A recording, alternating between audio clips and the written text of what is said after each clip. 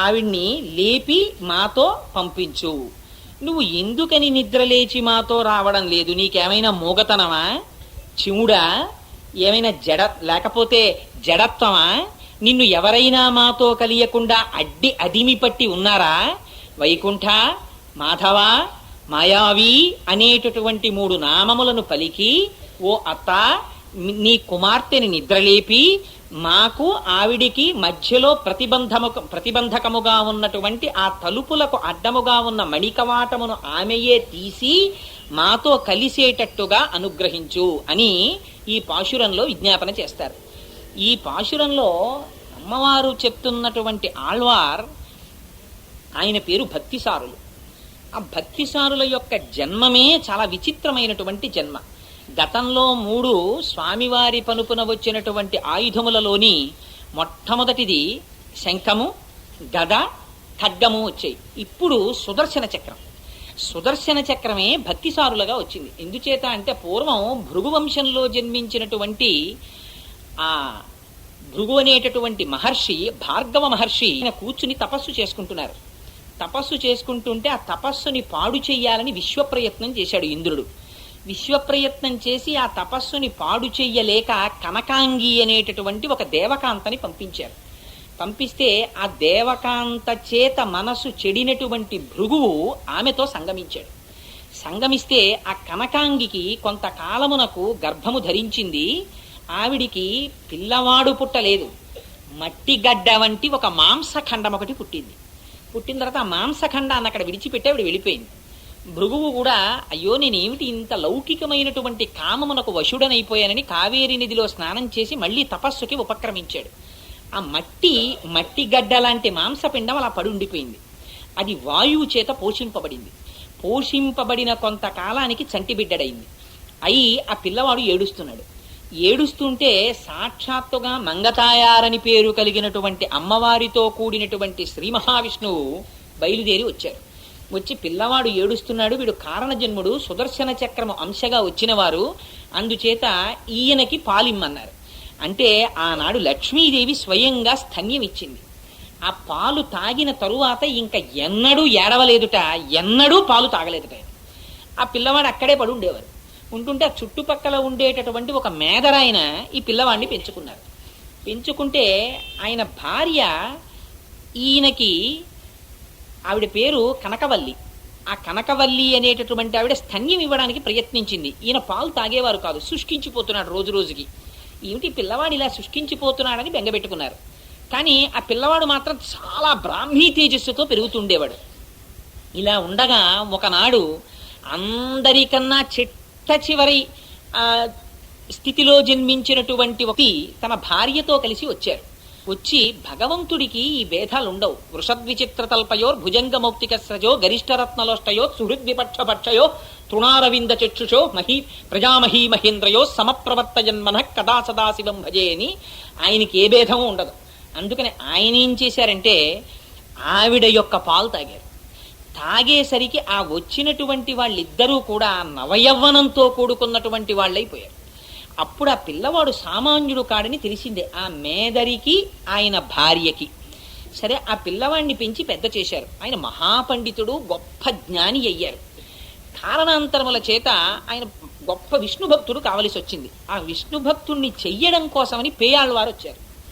ఆ పేయాళ్వార్, ఆయన మీకు మొట్టమొదట ఇందాకనే విజ్ఞాపన చేశాను, పేయాళ్వార్ అంటే పిశాచ స్వరూపం అని పిలిచేవారు. పిశాచ స్వరూపం అంటే ఆయన బాహ్యంలో పిశాచమని కాదు, ఆయనకి శరీరమునందు భ్రాంతి ఉండేది కాదు. గడ్డాలు మీసాలు పెరిగిపోయి బట్ట కట్టుకోకుండా, ఆ చింకితో కూడినటువంటి బట్ట, తిన్నది తినకుండా తాగింది తాగకుండా తిరుగుతూ ఉండేవారు. ఆ స్వరూపాన్ని చూసి పేయాళ్వార్ అని పిలిచేవారు. కానీ మహాజ్ఞాని ఆయన. ఆ పేయాళ్వార్ వీరిని విష్ణు భక్తుడిగా మార్చాలనుకున్నారు. కారణాంతరముల చేత ప్రయోజనం బహుశః ఒకే పరమాత్మ స్వరూపాన్ని, ఆ విష్ణు భక్తిని ప్రచారం చెయ్యడం అయి ఉండుండవచ్చు.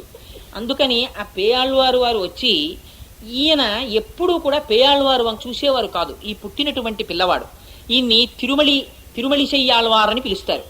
ఈయన చూడకపోతే ఏమిటి అసలు ఆయన నా వంక చూస్తే కదా నేను ఆయన్ని విష్ణు భక్తుడిగా మార్చడం అని చూస్తుండేవారు. ఎలాగైనా ఈయన తన వంక చూసేటట్టుగా చెయ్యడం కోసమని ఈయన్ని చూసినప్పుడల్లా ఆయన అనేవారు, నువ్వు పిచ్చాడివి అంటుండేవారు. అందుకని ఒక రోజున చెట్లు పట్టుకొచ్చారు ఆయన. ఏకంగా పేయాళ్ళవారు తీసుకొచ్చిన మొక్కలు కావు, కొంచెం పెరిగినటువంటి పెద్ద పెద్ద చెట్లు పట్టుకొచ్చారట.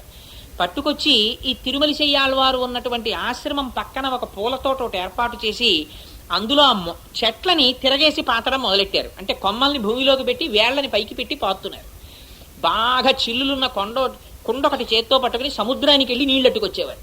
సముద్రంలో నీళ్లు ఉప్పుకయ్య, చిల్లుల కుండ, అందులో నీళ్ళట్టుకొచ్చి తిరగేసి పాతిన మొక్కలకా నీళ్లు పోస్తుండేవారు. ఇది చూసి ఎంత మాట్లాడద్దనుకున్నప్పటికీ కూడా తిరుమలశయ్య వాళ్ళకి ఆశ్చర్యం వేసింది. ఏమిట్రా చెట్లు పట్టుకొచ్చి తిరగేసి పాతాడు, చిల్లుకుండట్టుకుని సముద్రానికి ఎడతాడు, ఆ నీళ్ళట్టుకొచ్చి మొక్కకు వస్తుంటాడు, అసలు ఏమిట్రా ఈయన ఆశ్చర్యం అని ఒక రోజున అడిగాడు. ఏరా నీకు మామూలు పిచ్చి అనుకున్నాను, ఏమిట్రా నువ్వు చేసే పని అని అడిగాడు. అడిగితే ఆయన అన్నాడు, నీకన్నా పెద్ద పిచ్చి నాకేం లేదన్నాడు. అంటే అదేం అంత మాట అన్నావు అన్నాడు. అంటే జగత్కారణమైనటువంటి శ్రీ మహావిష్ణువుని విడిచిపెట్టి తిరుగుతున్నావు నువ్వు అని ఇద్దరి మధ్య పెద్ద సంవాదం జరిగింది. జరిగిన తరువాత శ్రీ మహావిష్ణువు ఆయనకి ఆ తిరుమలశయ్య వారికి వాళ్ళిద్దరి మధ్యలో బ్రహ్మాండమైనటువంటి విశ్వరూప సందర్శనాన్ని ఇచ్చారు. కృష్ణ పరమాత్మ అర్జునుడికి ఎటువంటి విశ్వరూప సందర్శనం అయిందో అటువంటి విశ్వరూప సందర్శనం అయింది. అయిన తరువాత ఆయన పెద్ద విష్ణు భక్తులుగా మారిపోయారు. మారిపోయిన తరువాత ఆయన ఎంత గొప్ప స్థితిని పొందారంటే ఆయన్నే భక్తిసారులు అని పిలుస్తారు. ఆ భక్తిసారులు అన్న బిరుదునిచ్చిన వాడు కూడా సామాన్యుడు కాడు, సాక్షాత్తుగా పరమశివుడు ఇచ్చాడు ఆ బిరుదుని. ఆ భక్తిసారులని బిరుదు పొందారు. బిరుదు పొంది అందుకని ఆయనకి తిరుమలశయ్య ఆళ్వార్ అన్న పేరు కన్నా భక్తిసారులు అన్న పేరే ఎక్కువ ప్రచారం. శ్రీ భక్తిసారకుల శేఖర యోగి వాహాన్ భక్తాంఘ్రిరేణు పరకాల యతీంద్ర మిశ్రాన్ అని పరాశర భట్టర్లు స్తోత్రం చేస్తారు. ఆయన ఎంత చిత్రమైనదంటే ఆయనకి సహజంగానే సమస్తమైన శక్తులు ఉండేవి, కానీ ఎప్పుడూ ఏ శక్తిని కూడా స్వప్రయోజనానికి ఆయన వాడుకునేవారు కాదు. చింకితో ఉన్నటువంటి ఒక వస్త్రాన్ని కట్టుకుని తిరుగుతుండేవారు ఆయన. తిరుగుతుంటే ఒకనాడు దేవతల జాతికి సంబంధించినటువంటి వాడొకడు, వాడి పేరు చాలా చిత్రమైనటువంటి పేరు, ఆయనకి వ్యాఘ్ర శృతుడు అని పేరు. ఆయన ఆకాశ మార్గంలో వెళ్ళిపోతున్నాడు పెద్ద పులి మీద. కింద భక్తిసారులు కూర్చుని ఉన్నారు. భక్తిసారుల యొక్క శరీరములోంచి వచ్చినటువంటి కాంతి ఆ పైకి కొడుతోంది. కొడుతుంటే ఈ పులి మీద వెళ్ళిపోతున్నటువంటి ఈ భక్తి సుప్తుడు ఆ కాంతిని దాటి వెళ్ళలేకపోయాడు. వెళ్ళలేక ఎక్కడి నుంచి వస్తోంది ఈ కాంతిని కిందకి చూశాడు. చూస్తే భక్తిసారులు కనబడ్డారు. ఆయన బొంత కుట్టుకుంటున్నారు. కిందకి దిగొచ్చాడు. దిగొచ్చి, మహానుభావ మీ యొక్క వైభవాన్ని గమనించాను, మీరు మీ కాంతిని ఉపసంహరిస్తే నేను వెళ్ళిపోతానన్నాడు. ఆయన కాంతిని ఉపసంహరించారు. ఆ పెద్ద పులి వెళ్ళిపోతోంది. ఇది చూసి అతను తెల్లపోయి ఆ దేవతల జాతికి చెందినవాడు కిందకొచ్చి తన మెడలో ఉన్నటువంటి ఒక మణిహారాన్ని తీసి బహూకరించాడు. మణిహారాన్ని ఆయన వేసుకునేటటువంటి బ్రహ్మాండమైన కవచం ఒకదాన్ని, మణిమయ విరాజితమైన కవచాన్ని భక్తిసారులకు ఇచ్చాడు. ఇస్తే భక్తిసారులు అన్నారు, నాకు ఎందుకు అవని అడిగారు. అడిగితే ఏదో ధరిస్తారని ఇస్తున్నానన్నాడు. అలాంటివి నాకు ఇంతకు ముందే ఉన్నాయి, నీకు కనపట్టలేదా అన్నారు. ఆయన మెడలో తామర పూల మాల ఒకటే వేసుకుని ఉన్నారు అప్పుడు. అంటే అదేమిటి మీరు ఎక్కడ వేసుకున్నారని అడిగారు. అడిగితే సరిగ్గా స్పష్టంగా చూడు అన్నారు. అంటే ఆయన కంఠంలోకి చూసేటప్పటికీ ఆయన మెడలో వేసుకున్నటువంటి తామర పూల మాలలోని ఒక తామర పువ్వు ఇలాంటి ఆభరణాలు కొన్ని కోట్ల ఆభరణములు విలువ చేసేటటువంటి ఒక మణిగా కనపడింది ఆయనకి. చూసి ఆ వ్యాఘ్రసుక్తుడు, ఈయన మహానుభావుడు కారణజన్ముడు అని ఆయనకి సాష్టాంగ నమస్కారం చేసి వెళ్ళిపోయారు.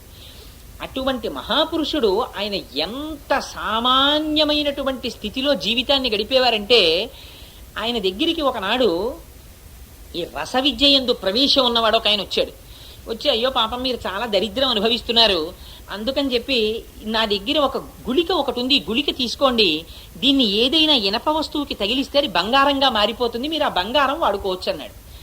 అలాగా అని ఆ భక్తిసారులు ఆ గుళికని తీసుకుని అక్కడ పెట్టి అన్నారు, నీకు నేను ఒకటి ఇస్తాను తీసుకో అన్నారు. ఏమిస్తారన్నాడు. తన ఒంటి మీద నలిపి ఇలాగా కొంచెం మట్టి తీసి ముద్ద చేసి ఆయన చేతిలో పెట్టి, నువ్విచ్చిన గుళిక తీసుకువెళ్ళి ఏదైనా ఒక ఇనప వస్తువుకి తగిలిస్తే కదా బంగారం అవుతుంది, నేనిచ్చినటువంటి ఈ మట్టి ముద్ద తీసుకెళ్లి ఏదైనా ఒక మట్టికి తగిలిస్తే ఆ మట్టి బంగారం అవుతుంది, తగిలించుకోమన్నాడు. అంటే ఆయన ఎంత ఆశ కలిగిన వాడో చూడండి. ఒక పెద్ద కొండకి తీసుకెళ్లి తగిలించాడు, అది స్వర్ణపర్వతం అయిపోయింది. అయిపోతే అప్పుడు తెలుసుకున్నాడు. తెలుసుకుని ఆళ్వార్ల చరిత్రలో స్పష్టంగా రాశారు ఈ విషయాన్ని. ఆశ్చర్యపోయి భక్తిసారుల దగ్గరికి వచ్చి ప్రణిపాతం చేశాడు. ఆ భక్తిసారులు మహానుభావులు ఆయన దేశాంతరం తిరుగుతూ ఒకనాడు ఒక క్షేత్రంలో పడుకుని ఉండగా ఆయన 12 పుండ్రములు పెట్టుకునేవారు, 12 ఊర్ధ్వపుండ్రాలు, ద్వాదశ ఊర్ధ్వపుండ్రములు అని పెట్టుకుంటుంటే ఆయనకి అలా పెట్టుకోవడానికి కావలసినటువంటి మట్టి దొరకలేదు. ఈ మట్టి దొరకలేదని బెంగ పెట్టుకుని బాధపడుతూ పడుకుంటే శ్రీనివాసుడు కల్లోకి వచ్చాడు. వచ్చి స్వర్ణ పాత్రలో ఆ 12 ఊర్ధ్వపుండ్రాలు పెట్టుకోవడానికి కావలసినటువంటి మట్టిని ఇచ్చాడు. ఇస్తే ఈయనన్నారు, మరి ఈ మట్టి అయిపోయాక నా పని ఏమిటని అడిగారు. అడిగితే స్వామి అన్నారు, అందుకే నువ్వు ఇక్కడ ఉండకు, నువ్వు తిరిగి అదిగో ఆ యథోక్తకారి దేవాలయం ఉంది అక్కడికి వెళ్ళిపోతే అక్కడ ఉన్న సరస్సులో ఉన్నటువంటి తామర పువ్వులోంచి పోయి ఆళ్వారు పుట్టారు, ఆ సరస్సులో ఉన్నటువంటి మట్టి స్వయంగా నా స్వరూపం, ఆ మట్టితో నువ్వు ఊర్ధ్వపుండ్రములు పెట్టుకో అన్నారు. అంటే ఆయన అక్కడికి వెళ్ళిపోయారు. తిరిగి వెళ్ళిపోయి అక్కడ ఉంటుండగా ఆయన దగ్గరికి కణికృష్ణుడు అనేటటువంటి శిష్యుడు ఒకడు చేరాడు. ఆయన శుశ్రూష చేస్తుండేవాడు. ఆ శిష్యుడికి భక్తిసారుల యొక్క వైభవం తెలిసి ఉంటే ఒకనాడు ఒక వేశ్య ఉండేది ఆ ఊళ్ళో. ఆ వేశ్య తుట్టతుద స్థితికి వచ్చేసి అయ్యో ఈ శరీరంతో ఇన్ని పాపాలు చేశాను, ఇక్కడే దగ్గర గుహలో భక్తిసారులు ఉంటున్నారు, వారి సేవ చేసుకుంటే నా జన్మ ధన్యమైపోతుందని వారు కూర్చున్నటువంటి గుహ బయట ప్రతిరోజు తుడిచి నీళ్లు జల్లి ముగ్గులు పెడుతుండేది. ఒకనాడు భక్తిసారులు ఆ గుహలోంచి బయటకు వస్తూ ఆవిడికి కనపడి ఎందుకు చేస్తున్నావు రోజు నువ్వు ఇంత శుశ్రూష అని అడిగారు. అడిగితే ఆవిడంది, వేశ్య కాబట్టి ఆవిడ మనస్సులో ఆ తత్వం ఉండిపోయింది, నాకు మళ్ళీ యవ్వనం కావాలని అడిగింది. దేవకాంతలకి అప్సరసలకి కూడా దుర్లభమైనటువంటి యవ్వనాన్ని ప్రసాదించారు. దేవకాంతలని మించిన సౌందర్యం వచ్చేసింది. వచ్చేస్తే ఆ కాంతని ఆ ఊరి రాజు భార్యగా స్వీకరించి ఇంకా రాజ్య పరిపాలన విడిచిపెట్టేశాడు, మంత్రుల్ని విడిచిపెట్టేశాడు, ఎప్పుడూ ఈ కాంతతో గడుపుతూ ఉండేవాడు. చిత్రం ఏమైందంటే కాలం మాత్రం ఊరుకోదు కదండి, కాలం గడిచిపోయింది. ఈవిడ యవ్వనం అలా ఉండిపోయింది, ఆయన యవ్వనం తరిగిపోయింది. ఆ రాజుకి బెంగట్టుకుంది. ఎంత దిక్కుమాలిన బెంగో చూడండి. నువ్వు యవ్వనంలో ఉండిపోయావు, నా యవ్వనం వెళ్ళిపోయిందని బెంగెట్టుకున్నాడు. నువ్వెందుకు ముసల్దాని అవ్వలేదని అడిగాడు. అడిగితే నా యవ్వనం నాతో వచ్చింది కాదు, ఇది నాకు భక్తిసారులు ఇచ్చారండి ఆవిడ. రాజుకి అహంకారం వచ్చింది. నేను వెళ్ళి భక్తిసారులను అడగడం ఏమిటి? ఆయన ముంచు వృత్తి చేసేవారంటే ఇంటింటికి వెళ్ళి బెచ్చం ఎత్తి ఆ వచ్చిన భోజనం చేసేవారు. ఆయన ఎంతటి మహానుభావుడు అంటే ఆయన మేదరుల కుటుంబంలో పెరగడంతో ఆయన బ్రాహ్మణుడు కాడు అని లోకానికి ఏముంది, లోకానికి భక్తి కాదు కావలసింది, పై మెరుగులు కావాలి. అందుకని ఆయన వెడుతుంటే బ్రాహ్మణులు కూర్చుని వేదం చెప్పుకుంటుంటే ఈయన వస్తున్నారు, మేదరివాడు వస్తున్నాడు, వేదం చెప్పడం ఏమిటని వాళ్ళు ఊరుకున్నారు. ఆయన వెళ్ళిపోయారు దాటి. వీళ్ళకి ఎక్కడి వరకు చెప్పారో మర్చిపోయారు, వేదం ఏ జ్ఞాపకం రాలేదు. అప్పుడు గుర్తొచ్చింది, వెళ్ళినవాడు సామాన్యుడు కాడరా, ఆయన వస్తూ ఉంటే ఆయన బ్రాహ్మీ తేజస్సు చూసి కూడా మేదరివాడని వేదం చెప్పడం మానేశాం, పదండి ఆయన వెనకాతల. అసలు పరమేశ్వరుని యొక్క అనుగ్రహం ఎప్పుడు అలాంటి వాళ్ళ దగ్గరే ఉంటుంది. ఆయన్ని నమ్ముకోవడం ప్రధానం, కానీ బాహ్య పటాటోపాలన్నీ పరమేశ్వరుడే. దిక్కుమాలిన శరీరమే ఉండదు, దీని మీద పటోటోపాలు ఆయనకి కావాలా? ఇవి కాదు, లోపలది ఆయనకి కావాలి, ఇక్కడ సరుకు చూస్తాడు ఆయన. అందుకని వీళ్ళప్పుడు ఆయన వెంట పరిగెడితే వీళ్ళు వస్తున్నారని బుద్ధి చెప్పాలని ఆయన తొందరగా చేయడం మొదలెట్టారు. వీళ్ళు ఆయాసపడుతూ పరిగెత్తి ఆయన దగ్గరికి వెళ్ళారు. పాప ఆయన గమనించాడు, పోన్లేరా బ్రాహ్మణులు వేదం మర్చిపోయి ఇంత పరిగెత్తుకు వస్తున్నారని. వాళ్ళు ఏ పన్నం దగ్గర మర్చిపోయారో ఆ పన్నాన్ని జ్ఞాపకం చేయడానికి ఓ వడ్డు గింజని తీసి చీల్చి చూపించారు. ఆ పన్నంలో, ఆ మంత్రంలో ఆ వడ్డు గింజ పైన ఉండేటటువంటి పొరని చీల్చినప్పుడు లోపల ఉండేటటువంటి గింజ రూపంగా సమస్త జగత్తునందు బీజరూపుడై పరమాత్మ ఉన్నాడన్న విషయాన్ని ఆవిష్కరిస్తుంది ఆ మంత్రం. అప్పుడు జ్ఞాపకానికి వచ్చింది వాళ్ళకి. ఆయన కారణజన్ముడని ఆయనకి సాష్టాంగ నమస్కారం చేసి మళ్ళీ ఆ వేదాన్ని పూర్తి చేశారు. అంతటి మహానుభావుడు కనుక ఆయన గుహలో ఉన్నారు. ఆయన అనుగ్రహం చేత నేను యవ్వనం పొందానని ఈ వేశ్య రాజుకు చెప్పింది. ఆ రాజు అహంకారం, నేను రాజునని కబురు చేశాడు ఆ శిష్యుడిని తీసుకురమ్మని. శిష్యుడు వచ్చాడు, కణికృష్ణుడు. ఏమి కావాలని అడిగాడు. అడిగితే మీ గురువు గారిని ఒకసారి తీసుకురా అన్నాడు. ఇది చాలా మంది దగ్గర ఉంటుంది, నేను దగ్గర చూశాను. మనం వాళ్ళ ఇంటికి వెళ్ళి అడగడం ఏంటండి అని ఫోన్లో పెద్దల్ని కూడా, నా బోటిగాడిని అయితే నేను నా గురించో నా బోటివాడి గురించో నేను చెప్పట్లేదు, మహాపురుషుల విషయంలో కూడా ఇది ఉంటుంది. ఎందుకు ఈ మాట నేను చెప్తున్నానో తెలుసా అండి? నేను విశాఖపట్నం ఆంధ్ర బ్యాంక్లో పనిచేసేటప్పుడు ఎలమంచెల్లో శ్రీభాష్యం అప్పలాచార్య స్వామి వారు రామాయణాన్ని ఇలా గుండెల దగ్గర అదిమి పట్టుకుని సిటీ బస్సులో వచ్చి వాల్టేర్ రైల్వే స్టేషన్లో దిగి సింహాద్రి ఎక్స్ప్రెస్ ఎక్కి ఎలమంచెల్లో దిగి కాలినడకన వెళ్ళి రామాయణం చెప్పడం నాకు తెలుసు. నేను ఆంధ్రా బ్యాంక్కి వెడితే ఆయన పక్కన ఆ రైల్వే సీట్లో కూర్చోనేవారు. నాకు ఎందుకు ఆయన పక్కన సమానంగా కూర్చోవడం ఇష్టం ఉండేది కాదు. సరే రైలు సీట్ని ఆయనకి ఎత్తు నాకు పల్లం ఎలా చేస్తాను, అలా చేయడం కుదరదు కదా, ఎదురు కూర్చునేవాడిని. ఏం స్వామి మీరు ఇక్కడికి మీకు ఏమైనా వెహికల్ కూడా రాదా మిమ్మల్ని తీసుకెళ్ళడానికి అని అడిగితే, వెహికల్ ఎందుకో కోటేశ్వరరావు, ఇదే వెహికల్ కదా, రామకథ చెప్పమని వాళ్ళు అడగడమే పుణ్యం, వెళ్ళి చెప్తున్నాను, వాళ్ళు రాకపోతే నేనే పెడతాననేవారు. చూడండి, ఓసారి ఫోన్ చేస్తే ఆయన వచ్చి చెప్తారులేండి, పెద్ద వెళ్ళి ఏం అడగక్కర్లేదు. యువతల వాడి వినయం అవతల వాళ్ళు అర్థం చేసుకోవడం కూడా కష్టం. అందుకని భక్తిసారుల గౌరవం రాజుకేం తెలుస్తుంది? శిష్యుణ్ణి పిలిపించి మీ గురువుగారిని తీసుకురమ్మన్నాడు. ఆయన అన్నాడు, నువ్వు పిలిస్తే మా గురువుగారు ఎందుకు వస్తారన్నాడు. అంటే మీ గురువుగారు ఏదో మా ఆవిడికి చాలా యవ్వనం ఇచ్చారట, నువ్వు ఇస్తావా అన్నారు. అంటే నేను ఇవ్వగలనో ఇవ్వలేనో కానీ అది కుదరదన్నారు. అంటే పోనీ నా మీద నువ్వు కవిత్వం చెప్పన్నారు. అంటే ఆయన అన్నాడు, నీ మీద నేను కవిత్వం చెప్పడం ఏమిటయ్యా, నా నాలుక భగవంతుణ్ణి స్తోత్రం చేస్తుంది కానీ నరస్తుతి నా నాలుక చేయదన్నారు. అంటే ఎందుకు చెయ్యదు, నేను ఈ రాజ్యానికి రాజుని, నువ్వు నీ గురువు ఇల్లు తిరిగి ముష్టెత్తుకు బతికేవాళ్ళు, మీకు ఇంత అహంకారమా, ఈ రాజు మీద స్తోత్రం చెయ్యవా, చెయ్యకపోతే ఏం చేస్తానో తెలుసా అన్నారు. నువ్వేదో చేసేదానికి శరీరం భయపడుతుందేమో కానీ నాలుక మాత్రం స్తోత్రం చేయదన్నారు. అంటే వెంటనే రాజన్నాడు, నువ్వు ఈ రాజ్యం నుంచి బహిష్కరిస్తున్నాను, వెళ్ళిపోమన్నాడు. అలాగే వెళ్ళిపోతానన్నాడు అని ఆయన గబగబా వచ్చి తన మూట ముల్లే సర్దుకుని వెళ్ళిపోతున్నాడు. భక్తిసారులు అడిగారు, వేరే ఎక్కడికి వెళ్ళిపోతున్నావు రా అన్నారు. అంటే మహాప్రభో మిమ్మల్ని తీసుకురమ్మన్నాడు, తీసుకురానన్నాను, ఇక నన్ను వెళ్ళిపోమన్నాడు, ఊర్లోంచి రాజ్య బహిష్కారం విధించాడు, వెళ్ళిపోతున్నాను అన్నాడు. నువ్వు లేనప్పుడు నేనెందుకు రా, నేను వచ్చేస్తున్నాను పదని ఈ చింకి మూటల గుడ్డలన్నీ మూట కట్టుకుని ఈయన ఒళ్ళో ఈ చంకలో పెట్టుకుని ఈయన బయలుదేరారు. అక్కడే ఆలయంలో స్వామివారు శేషశయ్య మీద పడుకుని ఉన్నారు. శ్రీదేవి భూదేవి పాదాల దగ్గర కూర్చుని కాళ్ళు ఒత్తుతున్నారు. లక్ష్మీ మహీతద నురూప నిజానుభావ నీలాది దివ్య మహిషీకర పల్లవానాం ఆరుణ్య సంక్రమణత కిలసాంధ్ర రాగౌ శ్రీ వెంకటేశ చరణౌ శరణం ప్రపత్యే. స్వామివారు రెండు పాదాలు జాపితే ఒక్కదాన్ని ఒక్క కాలు పట్టడమా అని తానే నీలాదేవి, తానే లక్ష్మీదేవి, తానే భూదేవి అయి రెండు పక్కలా నిలబడి ఆయన పాదములు ఒత్తుతుంటే, అసలే ఎర్రని చేతులు పాదముల మీద ఒత్తుకుంటే ఆ వేళ్ల మధ్యలోంచి వచ్చేటటువంటి ఎర్రని కాంతి నల్లని స్వామి పాదముల మీద పరావర్తనం చెందితే అటువంటి కాంతితో కూడిన పాదములను మేము శరణాగతి చేస్తున్నామంటారు.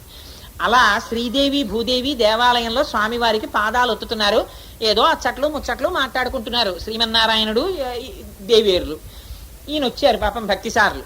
ఏమాయ్ పడుకున్నావు కానీ మమ్మల్ని వెళ్ళిపోమన్నారు, ఈ ఊళ్ళోంచి మేము వెళ్ళిపోతున్నాం, మేము వెళ్ళిపోయాక నీకేం పని, నువ్వు ఉంటావా వచ్చేస్తావా అన్నారు. మీరు వెళ్ళిపోతే నాకేం పని, నేను వచ్చేస్తున్నానని ఆయన ఏం చేశారు, వెళ్ళిపోతూ చూడండి అర్జెంటుగా పడుకుంటాడు హాయిగా. పూర్వం బెడ్డింగ్లను ఉండేవి, బెత్త మీద వేసుకు పడుకునేవాళ్ళు. పడుకుంటే మంచి నిద్ర పట్టేస్తే, సార్ మీరు సికింద్రాబాదే కదా, వచ్చేసిందండి సికింద్రాబాద్ స్టేషన్ అని పెట్టేట్టు దీపోతుంటే వాడు దీపోతూ గవ్వ బెడ్డింగ్ చుట్టేసుకుంటాడు. అలా అమ్మో భక్తిసారులు వెళ్ళిపోతున్నారట, కనికృష్ణుడు వెళ్ళిపోతున్నారట, మనం ఎందుకు ఇక్కడ, శ్రీదేవి భూదేవి లేవండని ఈయన గబగబా బెడ్డింగ్ చుట్టేశాడు శేషసాయిని. చుట్టేసి దాన్ని చంకలో పెట్టుకున్నాడు. మళ్ళీ ఏమో వాళ్ళు ఎక్కడ ఆగుతారో, అక్కడ పరుపు ఉంటుందో ఉండదో, రామావతారంలో అంటే పడుకున్నాను కానీ ఇంకా అస్తమానం ఇదే పనే అని బెడ్డింగ్ చంకలో పెట్టుకుని ఈయన బయలుదేరాడు. ఈయన పక్కన లక్ష్మీ భూదేవి శ్రీదేవి చక్కగా రహదారి వెంట ఇలా వెళ్ళిపోతూ ఇద్దరు మాట్లాడుకుంటూ, ఆ రోజుల్లో అజామీలుడు ఎలా ఉండేవాడు, ఆ కుచేలుడి భక్తి, ఆ ప్రహ్లాదుడి భక్తి, శ్రీదేవి చూసావా ఏమిటో, ఈ రోజుల్లో రాజులు ఇలా తయారయ్యారు, అంతేలే కలియుగం అని మాట్లాడుకుంటూ చక్కగా ముగ్గురు వెళ్ళిపోతున్నారు. దేవాలయాల్లో మిగిలిన దేవతలందరూ చూశారు శ్రీమన్నారాయణుడు ఆ శ్రీదేవి భూదేవి వెళ్ళిపోతున్నారు, ఇంకా మనం ఎందుకు ఈ ఊళ్ళోనని వాళ్ళు కూడా లేచి వాళ్ళు బయలుదేరారు. తన వెంటన్సరి లచ్చి వెంట నవరోధ వ్రాతము దాని వెనుక పక్షీంద్రుడు అని చెప్పి వీళ్ళందరూ వెళ్ళిపోయినట్టుగా ఆ ముందు కనికృష్ణుడు వెళ్ళిపోతున్నాడు, వెనక భక్తిసారులు వెళ్ళిపోతున్నారు, ఆ వెనకాతల స్వామివారు వెళ్ళిపోతున్నారు, శ్రీదేవి భూదేవి వెళ్ళిపోతున్నారు, మిగిలినటువంటి దేవతలందరూ వెళ్ళిపోతున్నారు. అకాలంగా మబ్బులు పట్టేశాయి, అశుభాలు కనపడ్డాయి, నక్కల కోతలు వినపడ్డాయి. పరిగెత్తుకుంటూ ఊళ్ళో వాళ్ళు రాజుల దగ్గరికి వెళ్ళారు. ఓర్ని మొహం ఇట్సా, నీకు ఇదేం అహంకారం రా, ఆయన వెళ్ళిపోమన్నావు కనికృష్ణుడిని, ఆయనతో పాటు గురువు వెంట స్వామి వెంట ఆయన నాంచారులు, ఆయన వెనకాతల దేవతలు అందరూ వెళ్ళిపోతున్నారు రా, వెళ్ళి ఆయన కాళ్ళు పట్టుకోమన్నారు. అంటే రాజు గబగబా వెళ్ళి స్వామివారి పాదాల మీద పడ్డాడు.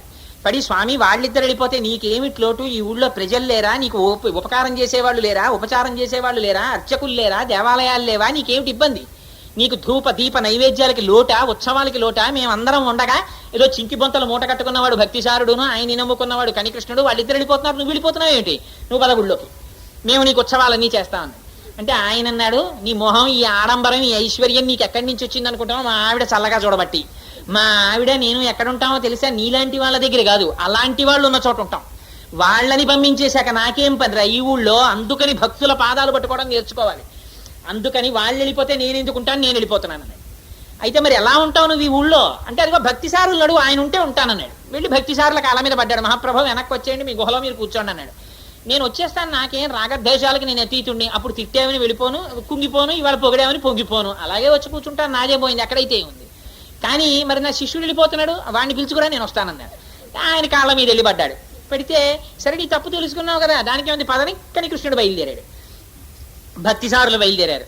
స్వామి ఏమిటి ఇంకా నించున్నావు, వెళ్ళి మళ్ళీ నీ బెడ్డింగ్ వేసి పడుకో అన్నారు. అంటే మళ్ళీ ఈయన గబగబా వెళ్ళి వెళ్ళట్టట భక్తిసారులు, రండి శ్రీదేవి భూదేవి వెళ్ళిపోదాం, ఫోన్లే రాజుకు బుద్ధి వచ్చిందని మళ్ళీ కబుర్లు చెప్పుకుంటూ వెళ్ళి మళ్ళీ శేషసాయి పడుచుకుని మళ్ళీ పడుకున్నాడు ఆయన. మళ్ళీ వీళ్ళు కాళ్ళు ఒత్తుతున్నారు, మళ్ళీ దేవతలందరూ గుళ్ళల్లోకి వెళ్ళిపోయారు, గంటలు మోగే, మళ్ళీ మేఘాలు వెళ్ళిపోయి నక్కలు వెళ్ళిపోయి ఊళ్ళల్లోకి శుభంగా ఉన్నారు. ఆయన లే అంటే లేచిపోయినవాడు, పడుకో అంటే పడుకున్నవాడు కాబట్టి ఆయన ఎలా చెప్తే అలా విన్నవాడు కాబట్టి ఆయనకి యథోక్తకారి అని పేరు వచ్చింది. అంతటి లీల చేసిన వారు భక్తిసారులంటే. అంతటి మహానుభావం. ఒకసారి కుంభకోణం వెళ్ళారు. కుంభకోణం వెడితే ఆయన ప్రదక్షిణం చేసి స్వామివారి దగ్గరికి ఆయన ఇలా పడుకుని ఉన్నారట. ఆ రంగనాథుళ్ళాడు పడుకుని ఉంటే శేషసాయి మీద పడుకునున్నటువంటి స్వామిని చూసి, ఏమో నేను వస్తే కనీసం ఇలా లేచి ఓ భక్తిసారా నువ్వు వచ్చావా అని కూడా అడగట్లేదు, ఏం మందర పర్వతాన్ని వీపు మీద పెట్టి చిలికితే నడుము నొప్పొచ్చిందా, లేకపోతే 3 అడుగులతో ఆనాడు బలిచక్రవర్తి దగ్గర దానం పుచ్చుకుని కొలిస్తే కాళ్ళు నొప్పెట్టాయా, ఆదివరాహమూర్తివై భూమిని ఎత్తడం వల్ల మూపురం నొప్పెట్టిందా, ఏం కష్టం వచ్చింది, ఇవాళ నేను వస్తే కనీసం లేవట్లేదు పలకరించట్లేదు అన్నట్టు ఆయన. దీన్ని వేదాంత దేశికులు చేశారండి ఆ స్తోత్రాన్ని. నిజంగా నేను వేదాంత దేశికుల వారి మీద ప్రసంగం చేయడం కోసమని పుస్తకాలు చదివాను ఒకసారి. అప్పుడు ఆ స్తోత్రాలు చదివి నేను ఆశ్చర్యపోయాను నిజంగా. అప్పుడు స్వామి లేచి, అయ్యో అందుకు కాదయ్యా, నాకు నిన్ను చూడాలని తాపత్రయమే, గబగబా తల పైకెత్తి భక్తిసారుల్ని పలకరించి మాట్లాడేట. ఆనాడెత్తిన తల ఇప్పటి వరకు కుంభకోణంలో అలాగే ఉంటుందిట స్వామివారిది. ఆ కుంభకోణంలోనే శరీరం విడిచిపెట్టేశారు. విడిచిపెట్టేసిన తర్వాత ఆ చక్రాంశ మళ్ళీ స్వామివారి చేతిలోకి సుదర్శనంగా వెళ్ళిపోయింది. ఆ సుదర్శన చక్రాంశలో పుట్టినటువంటి ఈ తిరుమలిసై ఆళ్వార్ అనగా భక్తిసారులు ఎంతటి కైంకర్య నిష్ట కలిగి ఇన్ని శక్తులు ఆయన దగ్గరకున్నా ఎప్పుడు ఆయన తనకి అని ఏది అనుభవించకుండా ఏమీ తెలియని వారిలా పడుకుని ఉండేవారు. అదిగో అటువంటి మహాస్థితిని పొందినటువంటి గోపికని నిద్రలేపుతోంది. బాహ్యమునందు గోపిక, ఆంతరమునందు భక్తిసారుల్ని పిలుస్తోంది వాళ్ళ అమ్మవారు. ఆయనకి నమస్కారం చేస్తోంది. అందుకని అంటుంది, శుద్ధమైనటువంటి 9 రకములైన మణుల చేత నిర్మింపబడిన మేడలో మెత్తని శయ్య మీద దీపముల కాంతిలో అగరు ధూపములో నిద్రపోతున్నటువంటి ఓ అత్త కూతురా నిద్రలే అంటే. ఈ పిలిచేటప్పుడు అత్త కూతురా అని పిలుస్తుంది. అంటే 9 రకములైనటువంటి శుద్ధమైన మణులంటే భగవంతుడితోటి భక్తుడు పెట్టుకునేటటువంటి అనేక రకములైన సంబంధములు. ఇవి సరే పితృపుత్ర భావనండి, లేకపోతే మీరు ఏ రకమైనటువంటి భావనలతో పిలవండి, ఇప్పుడు మళ్ళీ అన్ని భావాలేం వివరణ చెయ్యక్కర్లేదు. కానీ ఇన్ని రకాలైన భావాలంటే అసలు ఒక్క మాటలో చెప్పేశారు. త్వమేవ మాతా చ పితా త్వమేవ త్వమేవ బంధుస్య సఖా త్వమేవ త్వమేవ విద్యా ద్రవిణం త్వమేవ త్వమేవ సర్వం మమ దేవదేవ. ఆయన్ని నమ్ముకున్నవాడికి ఆయనే తల్లి, ఆయనే తండ్రి, ఆయనే బంధువు, ఆయనే స్నేహితుడు, ఆయనే ద్రవ్యం, ఆయనే ఆత్మ, ఆయనే రక్షకుడు, ఆయనే తనలో ఉండి కాపాడేవాడు, ఆయన ఆనందమే తన ఆనందం, అన్ని బంధాలు ఆయనతోటి. అందుకని వాళ్ళకి బాహ్యమునందు శరీరముతో అనుభవించవలసిన ఉండవు. ఎప్పుడు ఆ భగవంతుడితోటి సంబంధాన్ని ఊహించుకుని మనసులో పొంగిపోతూ ఉండిపోతారు. అందుకని 9 రకములైనటువంటి శుద్ధమైన మణులవి. శుద్ధమైన మణులంటే అందులో ఒకనాడు కూడా మలినము ప్రవేశించినవి కావు. సర్వకాలములయందు భగవంతుడితోటి పెట్టుకున్న సంబంధముతో కూడినటువంటి అనుభవముతో ఉన్నటువంటి స్థితి. అటువంటి స్థితిలో పడుకుని ఆ దీపముల మధ్యలో పడుకుందిట. ఇది ఒక చిత్రమైన విషయం. రాత్రి పడుకుంటే ఉన్న దీపమే ఆర్పేస్తాం మనం. ఆర్పేసి ఏదో చిన్న దీపం ఉంటే చాలు, అబ్బో ఇంత లైట్ ఉంటే నాకు నిద్ర పట్టదండి అంటే కొంతమందికి ఒక చిత్రమైన అలవాటు ఉంటుంది. మాకు ఏమిటో ట్యూబ్ లైట్ వేసుకు పడుకోవడం అలవాటు అండి. నేను అలాంటి వాళ్ళ ఇంట్లో ఒకసారి పడుకున్నాను. వాళ్ళకి ట్యూబ్ లైట్ ఉంటే కానీ నిద్ర పట్టదు. కానీ మీకు లైట్ ఉంటే అన్నా ఇబ్బంది అన్నారు. ఏం మీరు లైట్ వేసుకు పడుకుంటారా అంటే మాకు ట్యూబ్ లైట్ వేసుకు పడుకోవడం అలవాటు అండి అన్నారు. పాపం ఉన్నది ఒకటే గది. నాకు లైట్ ఉంటే నిద్ర పట్టడం నాకు అలవాట్లేదు. కానీ నాకు లైట్ అలవాట్లేదండి అంటే నా కోసం తీసేస్తారు. అంటే వాళ్ళు 6 పడుకోరు. అందుకని అబ్బాయి పర్వాలేదండి, నాకు ఏ లైట్ ఉన్నానే పడుకుంటాను, ఏదో అలా అనకపోతే బాగుంటుందని అన్నాను. దానికి తోడు గంటలు కొట్టే గడియారం ఉంటుంది వాళ్ళ ఇంట్లో. 10 అయిందని ఠాంగ్ ఠాంగ్ ఠాంగ్ అని కొట్టేసేది. అమ్మో 10 అయిపోయింది ఇంకా కునుకులేదు, పొద్దున్నేమో చాలా పనుల కోసం ఈ ఊరు వచ్చానని అటు తిరిగి ఠాంగ్ అని మళ్ళీ కొట్టి అమ్మో 10:30 అయిపోయింది అని మళ్ళీ అటు మళ్ళీ 11 సార్లు కొట్టేది. అబ్బో 11 కూడా అయిపోయింది అనుకుని ఇంతలో కుక్కల కోతలు, ఆ వచ్చినటువంటి గాడ్స్ విజిల్స్ ఇవన్నీ వినపడేవి. ఇవన్నీ హాయిగా నిద్రపోయేవాడికి బాగా రోజు అలవాట్లేనివి. ఇవన్నీ ఏమిటో కుక్క అరుపు, ఏంట్రా ఇదంతా అనుకున్న 12 మాటలు ఠాంగ్ ఠాంగ్ ఠాంగ్ అని కొట్టేసేది. అబ్బో 12 కూడా అయిపోయింది. ఇలా సుప్రభాతం కూడా వినపడిపోయిన తర్వాత భలే నిద్ర పట్టిందండి అని లేచిపోవడం. అందుకని ఏంటి మరి కళ్ళు కొంచెం ఎర్రగా ఉన్నాయి ఏంటంటే, అబ్బో నేను భగవంతుడిని నమ్మిన వాడిని కదా, ఆయన వాత్సల్యం అలవాటై ఎరుపు జీరలు తేలిన కన్నులు లేనిపోని ఆత్మస్థుతి చేసుకుని ఏదో గడిపేసేయడం వేరు విషయం అనుకోండి. అందుచేత దీపాల మధ్యలో పడుకోవడం ఏంటి అంటే, దీపాల మధ్యలో పడుకోవడం అంటే 10ంటికి సత్యనారాయణ స్వామి వారి వ్రతం చేసినా దీపం పెట్టే చేస్తాం. ఎందుకేం వెలుతురు లేదేమిటి? అంత వెలుతురుంటే ఈ దీపం ఎందుకు అలరి అంటే, దీపం పెట్టడం వెనకాతల ఉండేటటువంటి ప్రయోజనం వేరు. దీపం చీకటిని తీసేస్తుంది. తమసోమా జ్యోతిర్గమయ, లోపల ఉండేటటువంటి అజ్ఞానాన్ని తీసేసేది శాస్త్రబోధ.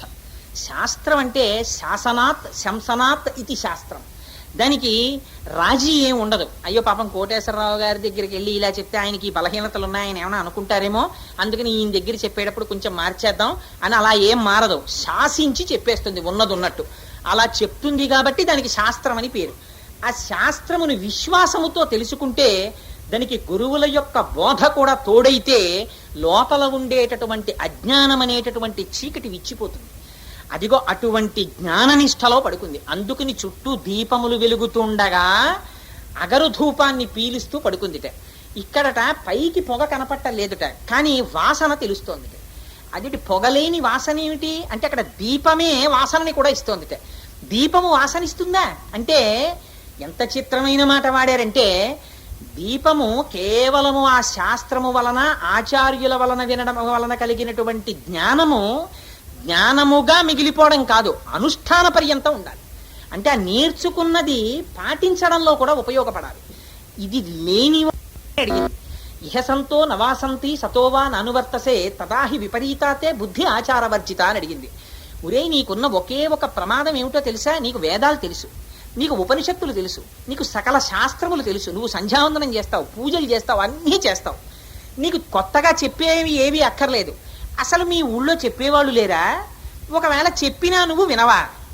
ఎక్కడ బుద్ధి ఆచారవర్జిత. నీకు బుద్ధి ఉంది, నువ్వు అన్నీ తెలుసుకున్నావు, కానీ ఆచారంలో పాటించవు. వీడికి అక్కడే పడుకున్నాడు. వీడు పడుకున్న బయటే ఒక బ్రహ్మాండమైన విగ్రహం ఉంది. ఏమిటో తెలుసా అండి? అది పుష్పక విమానంలో వర్ణించారు వాల్మీకి మహర్షి. నియుజ్యమానా సుగజా సుహస్తా సకేశరాశ్చోత్పలపత్రహస్తా బభూవ దేవీ చ కృతా సుహస్తా లక్ష్మీస్తథా పద్మిని పద్మహస్తా. అక్కడ 2 ఏనుగులు బంగారు పాత్రలను పట్టుకుని పద్మకింజల్కములను వర్షిస్తున్నాయి లక్ష్మీదేవి మీద. ఆవిడ తామర పువ్వులో కూర్చునుంది.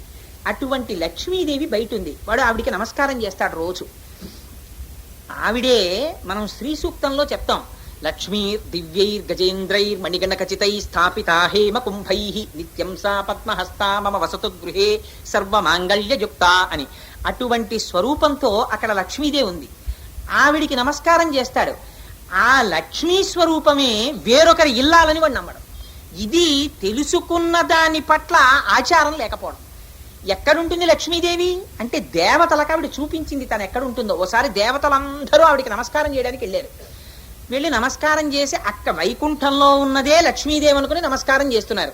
వాళ్ళ అజ్ఞానం పోగొట్టడానికి ఆవిడ తాను ఎక్కడుంటుందో చూపించింది.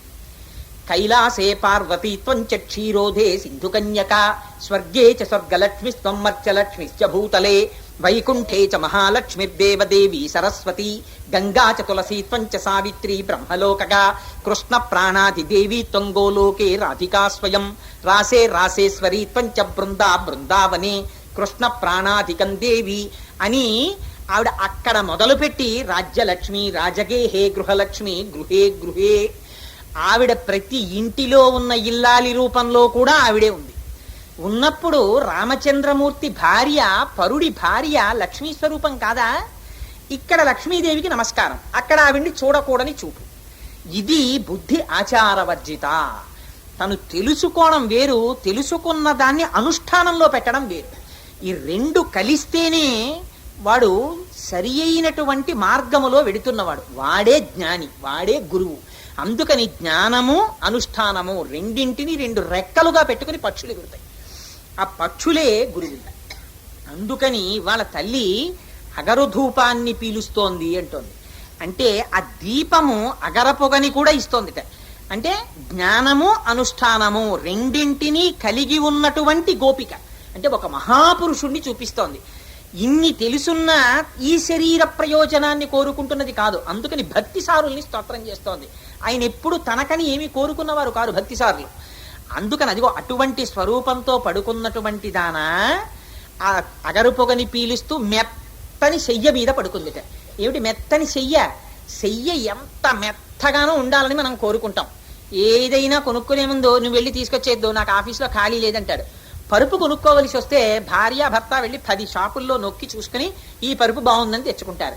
పరుపు మీద అంత ప్రీతి ఏమిటి అంటే, పరుపు ఇంట్లో ఏది శుభ్రంగా ఉండనివ్వండి, ఉండకపోనివ్వండి, ఇంటికి వెళ్ళేటప్పటికి రాత్రి 11 అయిపోయింది అనుకోండి, ఒకవేళ ఇంట్లో మిగిలిన రూమ్స్ అన్ని అలా పడేసున్నా సర్దుకోరు. పక్క మీద దుప్పటి ఓటి దులిపేసుకుని పరుపు దులిపేసుకుని శుభ్రం చేసేసుకుని తలుపులు వేసేసుకుని ఫ్యాన్ వేసుకుని జెట్ ఎట్టేసుకుని పడుకుంటారు. పరుపు పట్ల అంత ప్రీతి ఏమిటి అంటే, ఆ పరుపు దేనికంత ప్రీతి? పరుపు మీద ప్రీతి కాదు. ఆ పరుపు మీద ప్రీతి దేని కొరకంటే నిద్ర కోసం. దాని మీద సౌఖ్యంగా పడుకుంటే నిద్ర రావాలి. దాని మీద పడుకున్నా నిద్ర పట్టకపోతే ఎవడి కర్మ, ఇంకా అలా దొలుతూనే ఉంటాడు అటు ఇటు. అంతకన్నా దరిద్రం ఇంకోటి లేదు నిద్ర పట్టకపోతే.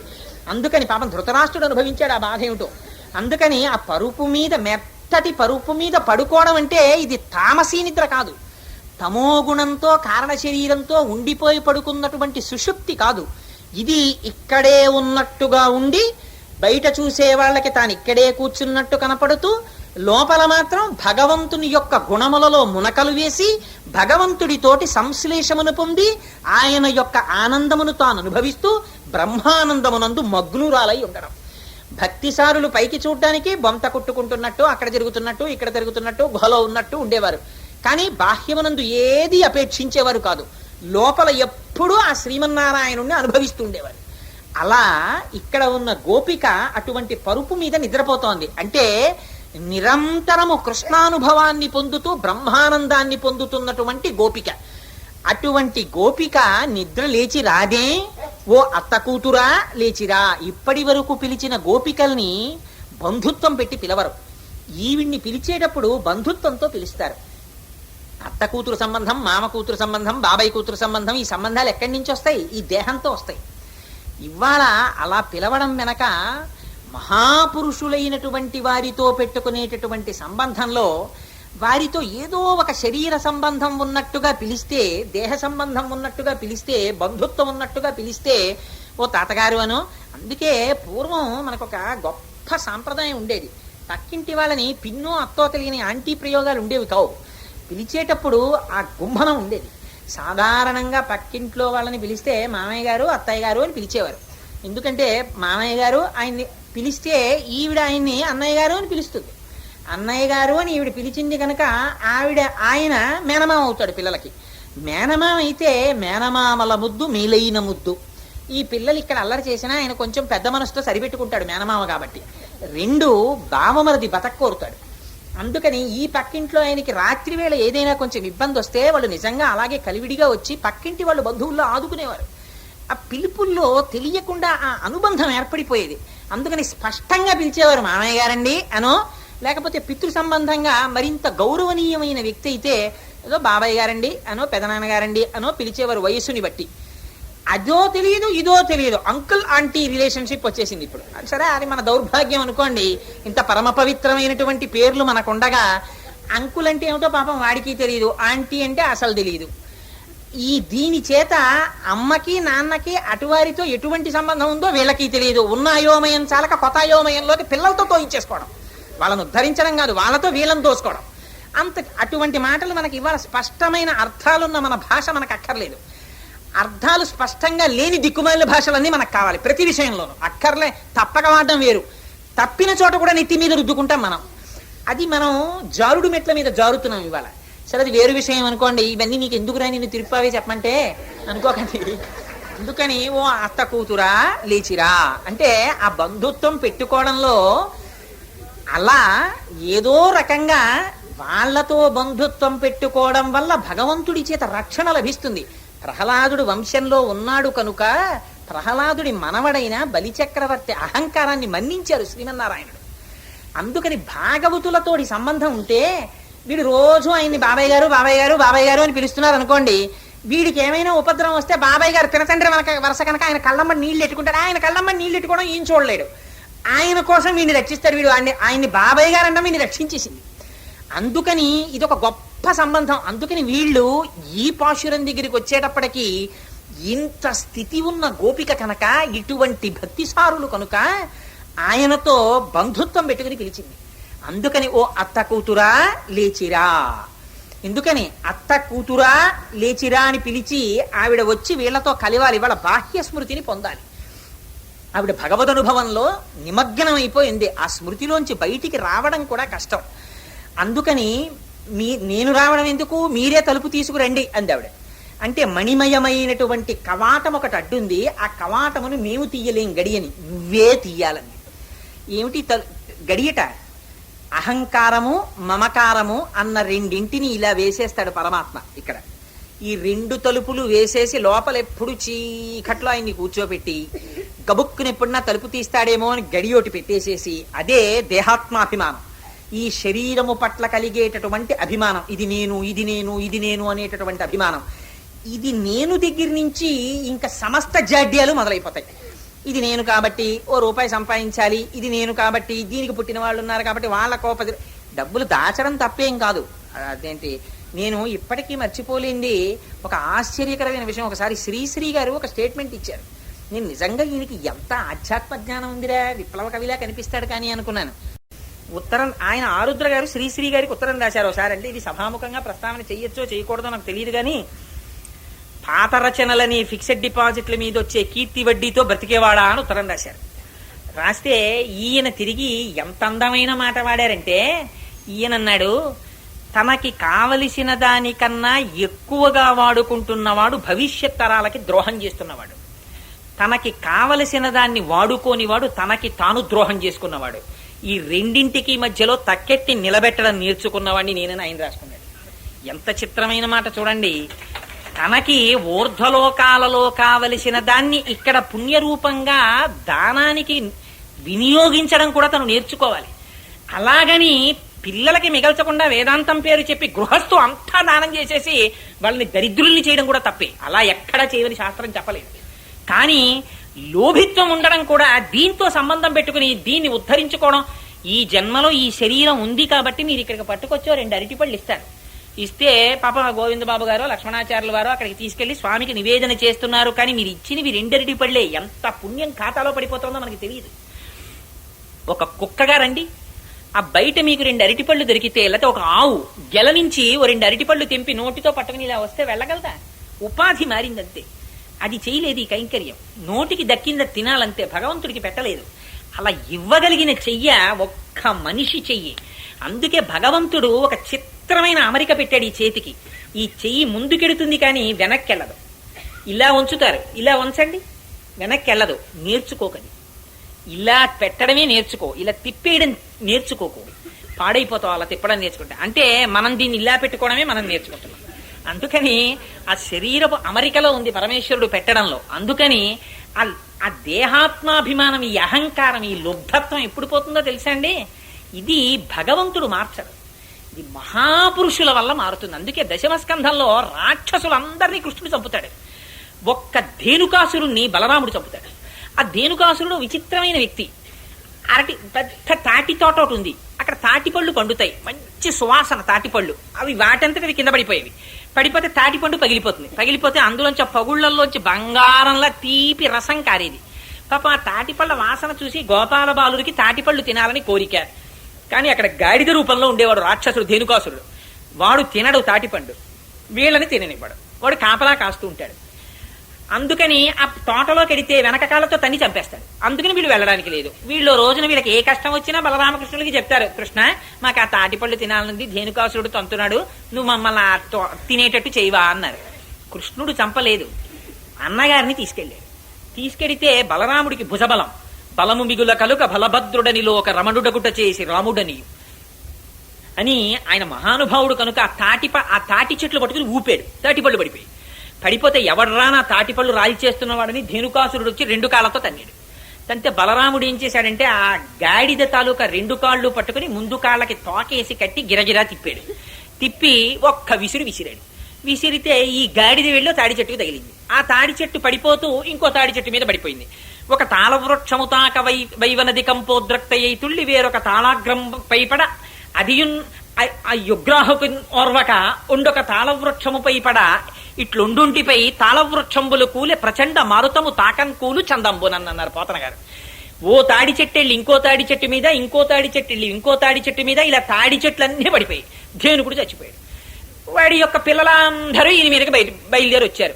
కృష్ణుడు బలరాముడు కలిపి వీళ్ళందరినీ చంపేశారు. ఎంత తేలిగ్గా చంపేశారన్నారంటే పోతన గారు, ఆ తంతుబులందు చేలము విధంబునయే పరమేశుమూర్తి ఎందింతయు పుట్టునట్టి జగదీశుడు అనంతుడి దైత్యమాతృనిట్లంతము చేయుటెంత పని అద్భుతమే, వినుమంతలోన వాడంతము పొందుటెల్లగని యాతని బంధులు అర్ధబంబులై వస్తే వాళ్ళని చంపేవతలు పారేశారన్నారు. ఏం బలరాముడు చంపడం ఏం ధేనుకాసురుణ్ణి అంటే, తాడి పండ్లు గాడిద తిందో, ఇంకోళ్ళని తిన్నివ్వదు, వాడు దానం చేయడు, ఇంట్లో వాళ్ళని అనుభవించనివ్వడు. ఒరేయ్ తోటకూర రోటే పప్పేసుకోండి అంటాడు. ఇంట్లో ఉన్న కరివేపాకే పచ్చడి చేసుకోవాలి. పెరట్లో పెట్టిన పాదుకి పుచ్చిపోయిన వంకాయలు 2 ఉంటే పుచ్చు తీసి కూర ఉండాలి. బయట నుంచి 1/4 కిలో కాయగూర కూడా కొనకూడదు, అక్కడ పెరుగుతుండాలి డిపాజిట్. అసలు అమంగళమని విత్డ్రాయల్ ఫామ్ ఇంట్లో పెట్టుకోడు, ఎప్పుడు పేయింగ్ స్లిప్లే ఇంట్లో పెట్టుకుంటాడు. ఇన్ని పెట్టుకుని ఇంత దాచేస్తున్నావు, ఆల్రైట్ తప్పేం కాదు, అది పుడుతోంది పెరుగుతోంది.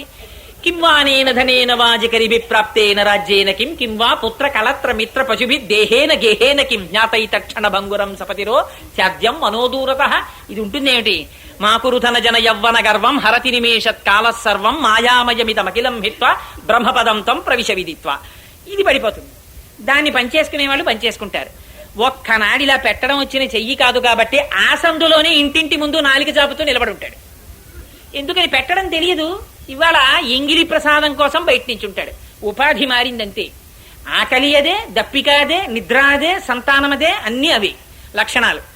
అందుకని ప్రయత్నపూర్వకంగా నువ్వు కూడా నీ వెట్టి మూటలో కొంత క్రెడిట్కి పెట్టడం నేర్చుకో.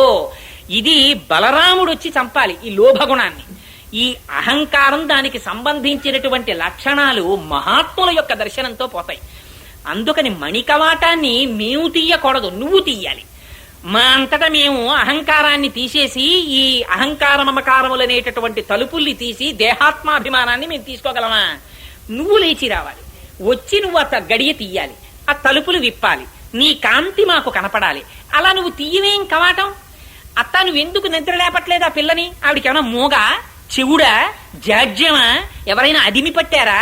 మంత్రం వేశారా? లేచి రాదే? ఒక్కసారి 3 నామాలు చెప్పు, వైకుంఠ, మాధవ, మాయావి అని 3 నామాలు చెప్పు, స్పృహలోకి వస్తుంది అంటున్నారు ఇవాళ. ఎందుకు ఈ మాట అంటే, మమ్మల్ని భగవంతుడి వైపు నడిపించవలసిన దానివి నువ్వు వినకపోతే విని నడిపించేవాళ్ళు ఎవరు? శివుడు నటిస్తున్నావా? అందుకని లేచిరా, లేకపోతే నిన్ను ఎవరైనా నియంత్రించారా? అంటే అంతగా భగవంతుని చేత నువ్వు అనుభవింపబడుతూ బ్రహ్మ సాక్షాత్కారమునందు మునిగి తేలుతున్నావా? ఒక్కసారి బ్రహ్మానుభవంలో ఉన్న వాళ్ళు పైకి రారు. అందుకని వాళ్ళని పైకి తీసుకురావడానికి భగవన్నామని చెప్తారు. ఈ 3 నామాలు చెప్పు అంటోంది. ఏమిటవి? వైకుంఠ, ఎక్కడో వైకుంఠములో ఉన్నట్టుగా కనపడినప్పటికీ ఇక్కడి వారు ఒక్కసారి స్వామి అని పిలిచేటప్పటికి పరిగెత్తుకొచ్చేటటువంటి లక్షణమున్నవాడు ఇవాళ మనంద వ్రజంలో మన అందరి మధ్యలో ప్రాకృతమైన కన్నులతో చూడగలిగినటువంటి వాడి పుట్టి మన మధ్య పెరుగుతుంటే వాడి వ్రతం చెయ్యడానికి మేమందరం కలిసి వెడుతుంటే నువ్వు కూడా మాతో పాటు కలిసి వచ్చి మార్గదర్శకత్వమును వహించవలసిన దానివి. కలిసి రాకుండా లోపల పడుకుంటావా? అందుకని లేచిరా. మాయావి, మాయ అంటే జగత్తే. కానీ ఇది భగవంతుడు లేకుండా మాయకి స్వతసిద్ధంగా ఆస్తిత్వం లేదు, ఆయనతో కలిసి ఉంటుంది. అందుకని జగత్ అంటే భగవత్ స్వరూపంగానే చూస్తారు పెద్దలు. ఎందుకని లోపల ఆయనే ఉన్నాడు కనుక, ఆయన ఉండి నియమిస్తున్నాడు కనుక. అటువంటి మాయాస్వరూపమై ఆశ్చర్యకరమైన శక్తి కలిగిన వాడై అంతటా ఉన్నవాడు ఇవాళ ఈ కన్నులతో చూడగలిగినటువంటి వాడిగా వచ్చాడు. అటువంటి ఆశ్చర్యకరమైనటువంటి కృష్ణుణ్ణి మాధవ అని పిలవమంది. మాధవ అంటే మా అంటే లక్ష్మీదేవి, ధౌడంటే భర్త. లక్ష్మీదేవికి భర్త అన్న నామం చెప్పమంది. ఆ మాట చెప్పడం ఎందుకు? లక్ష్మీదేవికి గుణం ఏమిటో తెలుసా అండి? పోత పోసిన వాత్సల్యం. ఆవిడికి ఇంకేమీ తెలియదు. హనుమ చెప్పేశారు సుందరకాండలో, ఆవిడ కళ్ళు ఎప్పుడు నలుపే, ఆవిడకి అసలు ఎరుపు జీరెక్కదు, ఆవిడికి కోపం లేదు. ఇంకా ఎప్పుడైనా పరమాత్మ కళ్ళు ఎర్రపడతాయిట. నిగ్రహ సమర్థుడు కాబట్టి, కర్మ ఫలప్రదాత కాబట్టి. అమ్మవారు మాత్రం ఎప్పుడు కన్నులు నల్లగా ఉండి వాత్సల్య గుణంతో ఉంటుందిట. అందుకే అమ్మవారి గురించి చెప్తే ఏ అమ్మవారికి లలితగా చెప్పండి, లక్ష్మిగా చెప్పండి, ఎలా చెప్పండి, ఆవిడిని కారుణ్యమే చెప్తారు. ఈశానాం జగతోస్య వెంకటపతే విష్ణోః పరాం ప్రేయసీం తద్వక్షస్థల నిత్యవాసరసికాం తక్షాంతి సంవర్ధినీం పద్మాలంకృత పాణిపల్లవ యుగాం పద్మాసనస్తాం శ్రియం వాత్సల్యాది గుణోజ్వలాం భగవతీం వందే జగన్మాతరం. అమ్మా, నీకు వాత్సల్యం కారుణ్యం తప్ప ఇంకేం తెలియవమ్మా. ఎంత కారుణ్యమోట తెలుసా అండి లక్ష్మీదేవికి. ఆవిడ కారుణ్యం గురించి పరాశర భట్టరు శ్రీగుణరత్న కోశంలో ఒక పద్యం రాశారు. నిజంగా ఎంత అద్భుతమైన పాదం అంటేట, అమ్మవారు నాకు ఈ శ్లోకం శ్రీరంగం వెళ్ళి అమ్మవారి దర్శనానికి వెళ్ళినప్పుడు ఆ శ్లోకం గుర్తొచ్చి మురిసిపోయాను నిజంగా. అమ్మవారు పద్మాననే పద్మవూరు పద్మాక్షి పద్మ సంభవే అని పద్మంలో పద్మాసనం వేసుకుని కూర్చోవలసినటువంటి తల్లి చేసింది యశోద. లేక పుట్టిన కొడుకు, అందుకని ఒక మంచం మీద పడుకోబెట్టింది, ముస్తాబు చేసింది. ఆ పక్కనే ఒక బండి ఉంది. పెడితే ఆయన పడుకున్నారు. ఓ పెద్ద ఉత్సవం చేస్తోంది, అభిషేకాలు జరుగుతున్నాయి, ఉన్నటువంటి బ్రాహ్మణులు వచ్చారు, వాళ్ళందరికీ దానాలు చేస్తోంది, అందరినీ పిలిచింది, భోజనాలు ఏర్పాటు చేసింది. ఇన్ని జరుగుతున్నాయి. కృష్ణ పరమాత్మ మాత్రం అక్కడ పడుకుని ఉన్నారు. చిన్న పిల్లవాడు, ఒక్కసారి ఆకలేసినటువంటి పిల్లవాడు లేచి ఎలా ఏడుస్తాడో అలా ఏడుపు మొదలెట్టారు. చంటి పిల్లలకు ఆకలేసిందనుకోండి, నిద్ర లేవగానే కుయ్యో కుయ్యో కుయ్యో కుయ్యో అని ఏడుపు మొదలెడతారు. అలా ఆయన కూడా లేచి ఏడుపు మొదలెట్టారు. బాలుండాకుని ఏడ్చుచు గిదిసి చనుకోరి కెరలి విలసయ మృదుచక్ర చాప రేఖాస్పద పదమున తన్నెనొక్క బండిన్ దండిన్ అన్నారు. ఆయన పాదంలోట శంఖరేఖ, చాపరేఖ, చక్రరేఖ ఇవన్నీ ఉన్నాయిట. రేఖామయధ్వజ చుధా కలశాత పత్ర వజ్రాంకుశాంబురుహ కల్పక శంఖ చక్రై అని పొద్దున స్వామి సుప్రభాతంలో చెప్తాం కదా. అటువంటి పాదంతో ఒక్కసారి ఆయనని సంహరించాలని అక్కడే ఉన్నటువంటి ఒక బండి మీదకి శకటాసురుడనేటటువంటి అసురుడు ఆవహించాడు. ఆ బండి వచ్చేస్తోంది సంహరిద్దామని. ఏమీ తెలియని పిల్లవాళ్ళ ఒక్కసారి తన కాలెత్తి ఆ బండికి ఇలా తగిలించారు. ఆ బండి ఆకాశానికి ఎగిరిపోయి కింద పడిపోయింది, విరిగిపోయింది శుభ్రంగా. ఆ రాక్షసుడు మరణించాడు. ఎక్కడో ఉంది పాపం యశోద. పరిగెత్తుకుంటూ వచ్చింది. వచ్చి చూసింది, అయ్యో ఇదేమిటి, ఈ బండి ఏమిటి అంత ఎత్తి ఎగిరిపోయింది ఏమిటి అని అడిగింది. అడిగితే అక్కడ పిల్లలు ఆడుకుంటున్నారు ఆ గదిలో. సాధారణంగా పిల్లలందరూ ఒక చోట ఉంటారు, పెద్దవాళ్ళందరూ పనుల్లో ఉంటారు. అని నీ పిల్లల్ని అడిగింది, ఏమైందిరా, ఎందుకు ఎగిరిపోయిందిరా బండి అంది. అంటే వాళ్ళన్నారు, బాలుండాకుని ఏడ్చుచు కాలెత్తిన తాకి ఎగసెను కాని ఏ మూలమున బండి ఎగరేదని తద్బాలునికడ నాడుచుండి పలికిరి శిశువులు. ఆ పిల్లలన్నారు, నీకు తెలీదా, ఆ పిల్లాడి నిద్ర లేచాడు, ఆకలేస్తోందని కాళ్ళు చేతులు ఎత్తి ఓహో ఏడుస్తున్నాడు, బండి వచ్చింది, వీడి కాలు తగిలింది, బండి ఆకాశానికి ఎగిరిపోయింది, కింద పడిపోయింది, విరిగిపోయింది అన్నారు. శిశువులు వాళ్ళు జ్ఞానులు, వాళ్ళు ఉన్నదున్నట్టుగా మాట్లాడతారు. జ్ఞానికి భయం ఉండదు, రాగద్వేషాలు ఉండవు. అందుకని ఆయన ఉన్నదున్నట్టుగా మాట్లాడారు. మాట్లాడితే ఈవిడంది, బాలుండెక్కడ బండి ఎక్కడ, అభోభాగంబుపై ఏర్పడం కాలుంతన్నుట ఎక్కడ, ఆటపడుచుల్ కల్లాడిరి జడ్డుంబల్కే లోకంబుననైన చెప్పబడునే ఏ చందమో కాకయం చాలాపించుచు వ్రేలువేతలు ప్రభూతాశ్చర్యలైరంతటం. ఏమిటో ఈ పిల్లలకి తెలియదు, ఇలాగే మాట్లాడతారు. ఏమిటి చిన్న కృష్ణుడు ఏమిటి, కాలెత్తడం ఏమిటి, బండి తగలడం ఏమిటి, ఆకాశానికి పోవడం కింద పడడం ఏమిటి, సొంత తిరిగిపోవడం ఏమిటి, వీళ్ళకి తెలియదు పాపం, ఏదో మాట్లాడుతున్నారులే అంది. కానీ యథార్థం అదే అసలు. అని ఎంత ప్రేమ అంటే ఆ యశోదకి, అలసితివి కదన్న యాకొంటివి కదన్న మంచియన్న ఎట్పు మానుమన్న చన్ను కుడువుమన్న సంతసపడుమన్న అనుచు చన్ను కుడిపే అర్భకునకు. అయ్యో నాన్న చాలా ఆలస్యమైపోయిందిరా, అక్కడ నేనేమో ఆ కార్యక్రమంలో ఉండిపోయినరా, నీకు ఆకలేసిందిరా, ఏడిచావురా, కాలెత్తావురా, బండి పడిపోయిందిరా, ఎన్ని గండాలరా నాన్న నీకు, పాలు తాగరా అని. ఇది ప్రేమ అంటే ఎంత భక్తో చూడండి. భగవంతుణ్ణి రక్షించుకోవాలన్న అపారమైన భక్తి. అందుకని శకటాసుర భంజనాన్ని తీసుకుంది అమ్మవారి ఇవాళ. తీసుకుని అదిగో అలా పాలిస్తోంది యశోద. మరి శకటాసురుణ్ణి చంటి పిల్లవాడు పువ్వుల పొట్లం లాంటి పాదం, దాంతో తన్ని సంహరించడం ఏమిటి అంటే దాని యొక్క అంతరార్థం వేరు.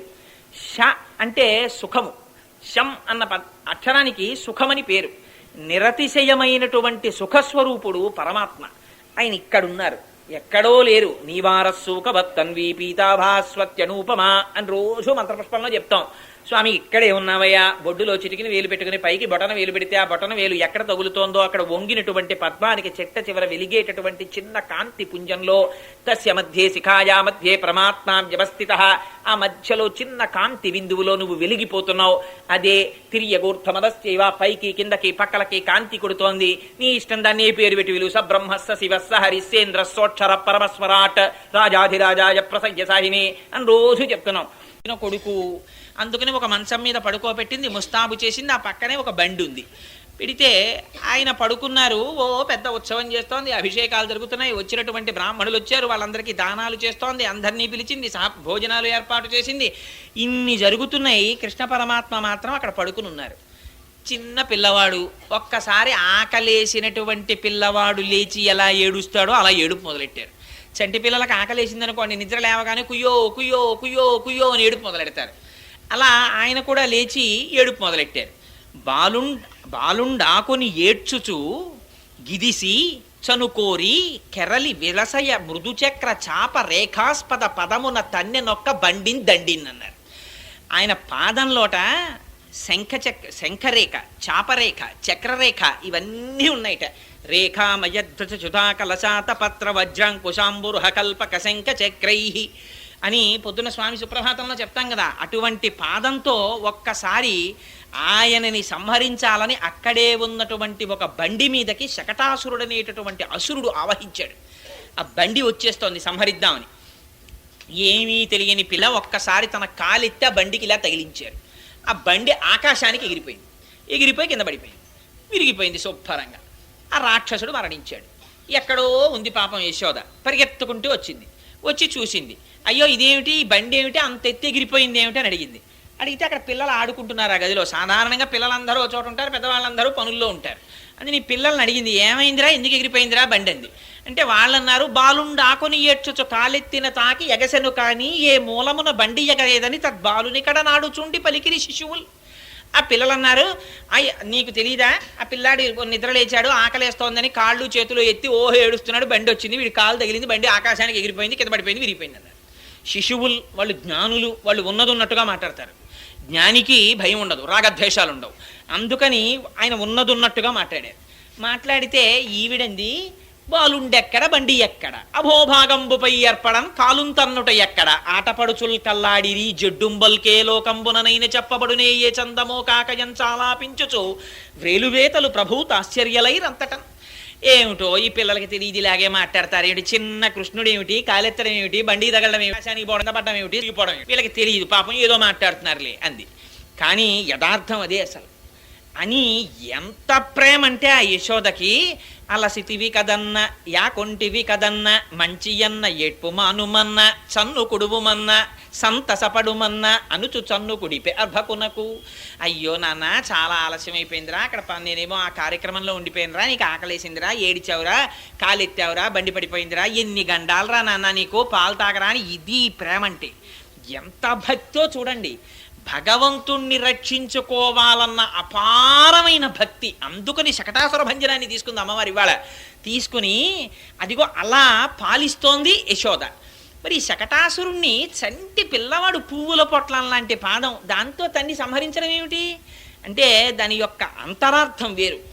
ష అంటే సుఖము, శం అన్న అక్షరానికి సుఖమని పేరు. నిరతిశయమైనటువంటి సుఖస్వరూపుడు పరమాత్మ.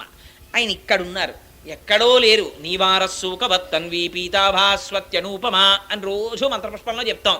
స్వామి ఇక్కడే ఉన్నావయ్యా, బొడ్డులో చిటికిన వేలు పెట్టుకుని పైకి బొటన వేలు పెడితే ఆ బొటన వేలు ఎక్కడ తగులుతోందో అక్కడ వంగినటువంటి పద్మానికి చెట్ట చివర వెలిగేటటువంటి చిన్న కాంతి పుంజంలో తస్య మధ్యే శిఖాయా మధ్యే పరమాత్మ వ్యవస్థిత, ఆ మధ్యలో చిన్న కాంతి బిందువులో నువ్వు వెలిగిపోతున్నావు. అదే తిరియగూర్ధమదశ్చైవ, పైకి కిందకి పక్కలకి కాంతి కొడుతోంది. నీ ఇష్టం దాన్ని ఏ పేరు పెట్టి విలువ. స బ్రహ్మస్స శివస్స హరిశ్చేంద్ర సోక్షర పరమస్వరాట్ రాజాధిరాజాయ ప్రసయ్య సాహిని అని రోజు చెప్తున్నాం. ఇక్కడే ఉన్నాడు ఆయన. ఇక్కడే ఉంటే ఈయనని తెలుసుకోవడం ఆనందం. అందుకొచ్చింది ఈ శరీరం. మళ్ళీ శంఖం దగ్గరికి ఎడుతోంది. శంఖం అది చెప్తోంది, దీనికి పరమాత్మకి ఉన్న సంబంధం చెప్తోంది. దాన్ని విడతీసింది కట అంటే విడదీయడం. విడదీయడం ఈ శరీరం చేసింది. ఎందుకు చేసింది? దీనికో 2 చక్రాలు ఉన్నాయి. ఈ రెండు చక్రాలతోటి ఇది పాప ఫలము పుణ్యఫలము ఈ రెండింటినీ అందుకోవడానికి తిరుగుతుంటుంది ఈ శకటం, ఈ బండి. ఈ పాప ఫలం పుణ్యఫలం అనేటటువంటి రెండు చక్రాలతో తిరుగుతూ ఉంటుంది. ఈ బండి ఎంతకాలం ఉంటుందో అంతకాలం పాపం పుణ్యం ఉంటుంది. ఈ బండి ఉండడం అంటే ఏమండి ఇది అయిపోతే ఇంకా మోక్షమేనా అని కాదు. ఈ బండి యందు నీకు ఎంతకాలం లగ్నమై ఉన్నావో అంతకాలం నీకు సంసారం ఉన్నట్టే. ఎప్పుడు దీని లోపల ఉన్నటువంటి వాణ్ణి గుర్తిరిగితే ఆనాడు నువ్వు తెలుసుకోవలసినటువంటి దాన్ని తెలుసుకున్నట్టు. అది తెలుసుకోనంత కాలం, దీని మీద మోహం పెట్టుకున్నంత కాలం అది సుఖము నుంచి విడతీస్తుంది. అందుకని ఆయన్ని నమ్ముకున్నారు గోపికలు. ఆయన అంటే అపారమైన ప్రేమ. వాళ్ళకి కృష్ణుడు భగవానుడు అని తెలియనక్కర్లేదు కూడా. ఇది భగవానుడు అని వాళ్ళకి తెలియదు, కానీ తెలియకుండానే వాళ్ళు భగవత్కైంకర్యం చేశారు. ఆ చెయ్యడం చేత వాళ్ళ విరోధుల్ని సంహరించాడు, తనని తాను తన వాళ్ళకి దక్కించుకున్నాడు. అలా మీరు కూడా ఇంత కాలమైపోయిందని బెంగ పెట్టుకోకుండా మిమ్మల్ని భగవంతుణ్ణి వేరు చేసినటువంటి ఈ శకటాన్ని భగవంతుడి చుట్టూ తిప్పడం అలవాటు చేస్తే ఆయనే ఒకనాడు ఆయన అనుగ్రహంతో ఆయన పాదాన్ని పైకెత్తుతాడు. ఆ పాదము తగిలిందా ఇంకా సుఖము దుఃఖము పాపము పుణ్యము ఫలితము అని తిరగవలసినటువంటి శకటము లేక ఆయనలో కలిసిపోయేటటువంటి మోక్ష స్థితిని పొందగలరు అని భక్తికి ఎంత పెద్దపీట వెయ్యాలో, ఎందుకు ఈ భూమండలానికి వచ్చామో, మనుష్య శరీరానికి ఉన్నటువంటి గొప్పతనం ఏమిటో, దీనితో మనం చెయ్యవలసినటువంటి పని ఏమిటో ఆనాడు ఆ సరోయోగి మొట్టమొదట వచ్చి భగవంతుని యొక్క శంఖము యొక్క అంశలో ఏది మాట్లాడారో దాన్ని ఇవాళ పాశుర రూపంలో అమ్మవారు జ్ఞాపకం చేస్తోంది. ఇది ఆళ్వారుల దర్శనం చేయడం అంటే. లోపల ఆలయంలోకి వెళ్ళిపోతూ వాళ్ళు కనబడితే ఒకసారి ఇలా అనేసి వెళ్ళిపోవడం ఆళ్వారుల దర్శనం కాదు. వారు చెప్పినటువంటి మాటలని ఒక్కసారి స్మృతిలోకి తెచ్చుకొని, అందుకని ఒక్కసారి భూతం సరశ్చ మహదాహ్వయభట్టనాథ శ్రీభక్తి సారకులశేఖర యోగి వాహాన్ అని ఆ లోపల వాళ్ళు ప్రతి వాళ్ళ జీవితం, వాళ్ళు చెప్పిన మాటలు మీకు 9వ పాశురం 10వ పాశురం చెప్పినప్పుడు అందులో రహస్యం చెప్తా. 3 ఆళ్వార్లు కలిసి నిలబడితే పరమాత్మ మధ్యలోకి వచ్చి నిలబడ్డారు. ఆ భక్తి వాళ్ళు ఎలా దర్శనం చేశారో ఒక్కొక్కళ్ళు ఒక్కొక్క రకం దీపం పెట్టి చూశారు శ్రీమన్నారాయణుణ్ణి. అలా ఎలా పెట్టారో దీపాలు, ఆ దీపం పెట్టడంలో ఉన్న రహస్యం ఏమిటో అందులో మొట్టమొదటి మహాపురుషుడు ఆ సరోయోగి. అందుకని తల్లి ఇవాళ వారిని కీర్తన చేస్తూ, అదిగో అటువంటి శకటాసురుణ్ణి పూతనని సంహరించినటువంటి ఆ కృష్ణ పరమాత్మ ఆ క్షీరసాగరమునందు శయనించినటువంటి శ్రీమన్నారాయణుడి కన్నా భిన్నం కాడు. ఆయనే ఈయన. అందుకని ఆయన రూపగుణ విభూతులతో కళ్యాణ గుణములే ఆ పాలు.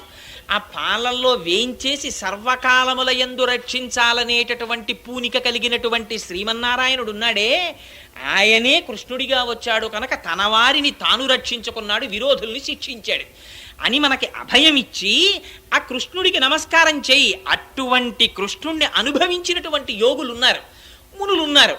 వారు నిద్ర లేచినప్పుట హరిహరి హరిహరి అంటూ నిద్ర లేస్తున్నారట. ఆ మాటలు మా చెవిన పడి మేము నిద్ర లేచాం అంది. ఏమిటది? అది బాహ్యంలో చూస్తే ఏమిటండి వాళ్ళు ఏమిటో లేవడం ఏమిటి, వాళ్ళు హరిహరి అనడం ఏమిటి, వీళ్ళ చెవిలో పడడం ఏమిటి, వీళ్ళు నిద్ర లేవడం ఏమిటి అనిపిస్తుంది. దీనికి మీకు చాలా తేలికగా అర్థం అవ్వడానికి ఉపమానం 9 నెలలు నిండిపోయినటువంటి గర్భిణి పడుకుని ఉందనుకోండి. ఏదో ఆయన వస్తారని అనుకోలేదు ఆవిడ, ఏదో డెలివరీ అయ్యాక వస్తానులే ఇప్పుడు కుదరదు, ఆఫీసులో చాలా చాలా ముఖ్యమైన పనిలో ఉన్నానన్నాడు. పొద్దున్నే ఎందుకమ్మా లేవడం, నీళ్ళు వేసుకొని బాగా అడ్వాన్స్ స్టేజ్ ఆఫ్ ప్రెగ్నెన్సీలో ఉన్నావు కదా పడుకొని, పుట్టింటికి వచ్చింది కాబట్టి తల్లిదండ్రులు ప్రేమతో ఆవిడ పడుకోమన్నారు, పడుకుంది. కానీ పొద్దున్న 6 గంటలకి భర్త యొక్క కంఠం వినపడింది, కాలింగ్ బెల్ కొట్టి. వినపడగానే పెళ్ళవక ముందు తాను ఎంత బలంతో ఉండేదో అలా మంచం మించి ఒక్క దూకి పరిగెడుతుందా? పరిగెత్తదు. మెల్లమెల్లగా మంచం మించి లేచి కిందకి దిగి మనస్సులో సంతోషం, పైకి నడక మాత్రం జాగ్రత్తగా అడుగులో అడుగు వేసుకుంటూ గబగబా వచ్చి ఆయన్ని చూస్తుంది. ఎందుకు ఇంతకాలం ఆ భర్త యందు అంత అపేక్ష ఉన్నా ఇవాళ ఎందుకు గబగబా అడుగులు వేసి రాదు? లోపల తనకి ఏ పరిచయం లేకపోయినా గర్భస్థమైనటువంటి శిశువు పట్ల ఉన్నటువంటి రక్షణ పట్ల ఉన్నటువంటి కర్తవ్య దీక్ష. లోపల పిల్లాడున్నాడు, అమ్మో అంత గబగబా వెడితే వాడికి ఏమవుతుందో అన్న బెంగే. ఇన్ని కడవల నీళ్లు తల మీద పెట్టుకున్నా ఆడవాళ్ళు ఒకళ్ళతో ఒకళ్ళు మాట్లాడుకుంటూ వెళ్ళిపోతుంటారు పల్లెటూళ్ళల్లో. వాళ్ళు వెళ్ళిపోతున్నా మాట్లాడుకుంటున్నా వాళ్ళకి తల మీద ఉన్న కుండ మీద దృష్టి ఉంటుంది. అందుకు నాకు కుండ పడదు.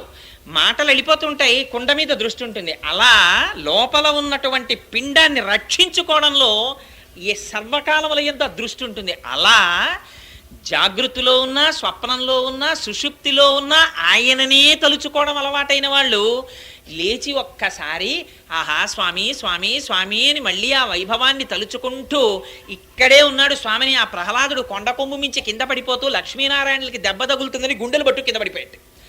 ఆయనకి దెబ్బలు తగులుతాయని కాదు, వాళ్ళకి దెబ్బలు తగులుతాయని. అందుకని వాళ్ళు వైకుంఠం నుంచి గబగబా చేతులు చాపి లక్ష్మీనారాయణలు పట్టుకున్నారు. అలా ఇక్కడే పరమాత్మని దర్శించి పొంగిపోయేటటువంటి మనస్సుతో చెప్పకుండా ఉండలేక భగవన్నామని చెప్పగలిగినటువంటి మహాయోగి పురుషులైనటువంటి వారు పలికేటటువంటి మాటలు మా చెవులలో పడి మేము నిద్రలేచాం. అంటే ఇది బాహ్య నిద్ర, తామస నిద్ర, లేకపోతే జీవితానికి ప్రయోజనం నేర్చుకోవడమా? జీవిత ప్రయోజన సిద్ధి. అటువంటి సిద్ధిని తాను ఆచరించినట్లు చూపిస్తూ వ్రతాన్ని మిషపెట్టి మన జీవితానికి మార్గదర్శకమైనటువంటి ఉపదేశాన్ని తల్లి ఇవాళ చేస్తోంది. అందుకని లోపల పడుకున్న ఓ గోపిక, నువ్వు ఒక్కదానివి బ్రహ్మానందం అనుభవించడము కాదు, 10 మందితో కలిసి అనుభవించడం పరిపూర్ణత. అందుకని లేచిరా అని పిలుస్తూ ఆ పాశురము లోపల ఇన్ని అర్థాల్ని నిక్షేపించి బాహ్యమునందు మనకి ఇంత బోధ ఆ తల్లి చేసినది. వేరొక పాశురాన్ని విజ్ఞాపన చేసి ఆపేస్తాను. మిమ్మల్ని ఎవరిని ఇబ్బంది పెట్టనో అనుకున్న టైంకే పంపించేస్తాను. అమ్మా ఇంకొక పాశురాన్ని విజ్ఞాపన చేయి. నువ్వు చదవడం నాకు కొంచెం విశ్రాంతి అనమోయ్. கீச்சு கீச்சென்றெங்கும் ஆனை சாத்தன் கலந்து பேசின பேச்சரவம் கேட்டிலையோ பெய்ப்பெண்ணே காசும் பிறப்பும் கலகலப்ப கைபேர்த்து வாசனருங்குழல் ஆய்ச்சியர் மத்தினால் ஓசைப்படுத்த தைரரவம் கேட்டிலையோ நாயகப் பெண் பிள்ளாய் நாராயணன் மூர்த்தி கேசவனை பாடவும் நீ கேட்டே கிடத்தியோ దేశముడయాయ్ తిరవేలో రెంపావాయ్. ఈ పాశురంలో వారంటుంది, ఇదిగో తెల్లవారిపోయింది, భారద్వాజ పక్షులు ఒకళ్ళతో ఒకళ్ళు మాట్లాడుకుంటూ తమ తమ పనుల మీద వెళ్ళిపోతున్నారు. ఆ వెళ్ళిపోతున్నటువంటి వాళ్ళు చేస్తున్నటువంటి సవ్వడి నీ చెవులలో పడలేదా? లేచి బయటికి రా, మాతో పాటుగా ఈ వ్రతంలో కలిసి పాలు పంచుకో. అదిగో మాకు ఇవాళ ఈ వ్రతంలో పాల్గొనడానికి మాకు ఎలా తెలివి వచ్చింది అని నువ్వు అనుకుంటున్నావేమో. ఆ తెల్లవారడానికి సూచనగా వేసుకున్నటువంటి కొప్పు ముడులలో పువ్వులను తురుముకుని ఆ దదిమధనము చేసేటటువంటి గోపకాంతల యొక్క కేశపాశముల యొక్క ముడులు విడిపోయినప్పుడు వారి కేశములలోని సుగంధము ఆ పువ్వులలోని సుగంధము పైకి వ్యాపిస్తుండగా వారు ఆ చల్ల చేస్తున్నప్పుడు వారి చేతి గాజుల యొక్క ధ్వని, వారి కంఠములో వారు అలంకరించుకున్నటువంటి ఆభరణముల యొక్క ధ్వని, వారు పాడుతున్నటువంటి పాట, ఈ మూడు కలిసి ఆకాశము వరకు వ్యాపించగా ఆ ధ్వని మా చెవులలో పడింది. ఆ ధ్వని విని నువ్వు లేచి రావద్దా? ఆ శ్రీమన్నారాయణుడే ఇవాళ సర్వ పదార్థములయందు వ్యాపించినటువంటి శ్రీమన్నారాయణుడు ఈ కంటితో దర్శించడానికి వీలైనటువంటి ఒక మూర్తిగా శ్రీకృష్ణ భగవానుడిగా వచ్చి కేసి అనే రాక్షసుణ్ణి చంపి కేశవా అన్న నామముతో మా చేత కీర్తించబడగా నువ్వు నీ యొక్క ప్రకాశము మా కంటికి కనపడని విధముగా పరిహరించి తలుపు వేసుకుని పడుకోవడం బాగులేదు. పిన్న అంటే ఓ పిచ్చి పిల్ల, తలుపు తెరిచి నీ కాంతి ప్రసరణము మా కంటికి కనపడేటట్టుగా దర్శనమిచ్చి మాతో పాటు వ్రతమునందు పాల్గొనెదవుగాక అని సమాశ్వాసిస్తూ ఈ పాశురాన్ని అమ్మవారు విజ్ఞాపన చేస్తుంది. ఇందులో ఈ పాశురంలో భారద్వాజ పక్షులు తెల్లవారగానే బయలుదేరుతున్నాయంటుంది. ఇందులో ఆ తల్లి ఎన్ని మాటలు చెప్పినా ఆ పక్షుల గురించే ప్రస్తావన చేస్తుంది. ఇందాకటి పాశురంలో సరోయోగి గురించి మాట్లాడింది. ఈ పాశురాన్ని తరువాత పాశురాన్ని రేపటి రోజు పాశురం చెప్పే ముందు ఆ వరసగా వచ్చేటటువంటి ముగ్గురు ఆళ్వార్ల గురించి చెప్పేస్తాను. ఎందుకంటే ఇప్పుడు దాన్ని తీసుకుంటే సమయం పట్టేస్తుంది కనుక ఇప్పుడు కూడా పక్షులతోనే మొదలు పెడుతోంది. అంటే ఇప్పుడు కూడా ఆళ్వార్ల గురించే మాట్లాడుతోంది. ఇప్పుడు కూడా మహాపురుషులతోనే ప్రారంభం చేస్తోంది. పూర్వం భారద్వాజ మహర్షి అని ఒక మహర్షి వేదాలన్నింటినీ చదువుకోవాలనేటటువంటి కుతూహలంతో 300 సంవత్సరముల జీవితాన్ని తీసుకున్నారు బ్రహ్మగారి దగ్గర.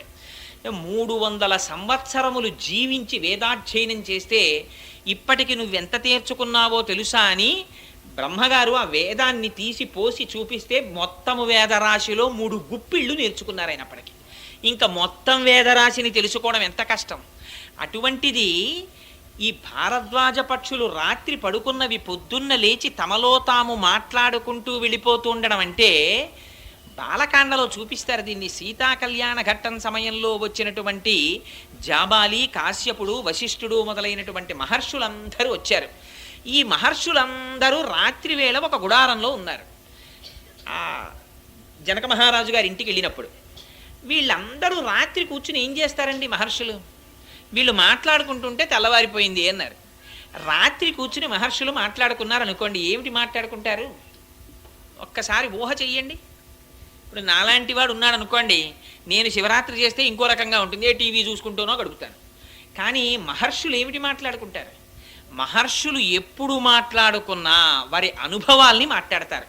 అందుకే పురుష సూక్తం వేదాహమేతం పురుషం మహాంతం ఆదిత్యవర్ణం తమసస్తు పారే సర్వాణి రూపాణి విచిత్య ధీర నామాని కృత్వాభివదన్యదాస్తే అంది. మొట్టమొదటి మంత్రంలో సహస్రశీర్షా పురుష సహస్రాక్ష సహస్రపాత్ సభూమిం విశ్వతో వృత్వా అత్యతిష్టంతశాంగుళం అని ఈ బ్రహ్మాండములను దాటిపోయినటువంటి భగవానుడు ఈ కంటికి కనపడగలిగినంతటి సౌలభ్యంతో ఇక్కడకొచ్చి నిలబడ్డాడు. దీన్ని మహర్షులు దర్శనం చేసి మనకు అందించారు మొట్టమొదట. కాబట్టి వాళ్ళు ఏం మాట్లాడుకుంటారు? వాళ్ళు యోగ సమాధిలో వాళ్ళు అనుభవించినటువంటి బ్రహ్మానందమునకు సంబంధించినటువంటి విశేషాలని ఒకళ్ళతో ఒకళ్ళు పంచుకుంటూ ఉంటారు.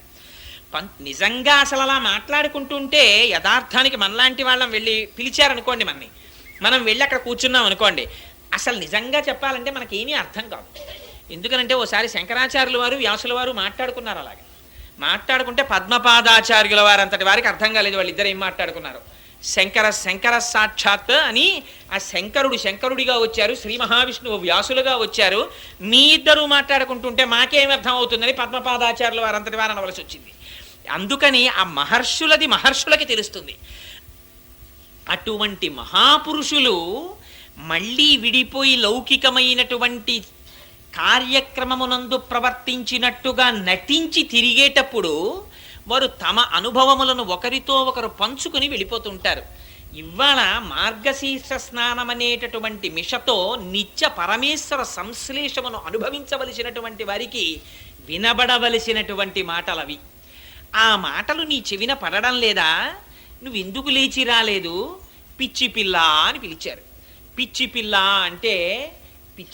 అంటే అది దూషించడానికో నిందించడానికో లేకపోతే అధిక్షేపించడానికో వాడినటువంటి మాట కాదు. ఈ లోపల పడుకుని ఉన్నటువంటి గోపిక అపారమైనటువంటి బ్రహ్మనిష్ట కలిగి బ్రహ్మానందాన్ని పొందుతున్న గోపిక. కానీ తాను బయటికి వచ్చి మిగిలిన గోపికలతో కలిగడము చేత తన బ్రహ్మానందమునకు అంతరాయం ఏర్పడుతుందనేటటువంటి భావనతో 10 మందితో ఆ రూపగుణ భగవంతుని యొక్క రూపగుణ విభూతుల యొక్క అనుభవాన్ని పంచుకోవడానికి ఇచ్చగించని పిల్ల. అందుకని అలా ఉండడం, ఏకాంతమునందు ఉండడం, 10 మందితో కలియకపోవడం ప్రయోజనం కాదు. నువ్వు 10 మందితో కలియాలి, అందుకని రా అంటారు.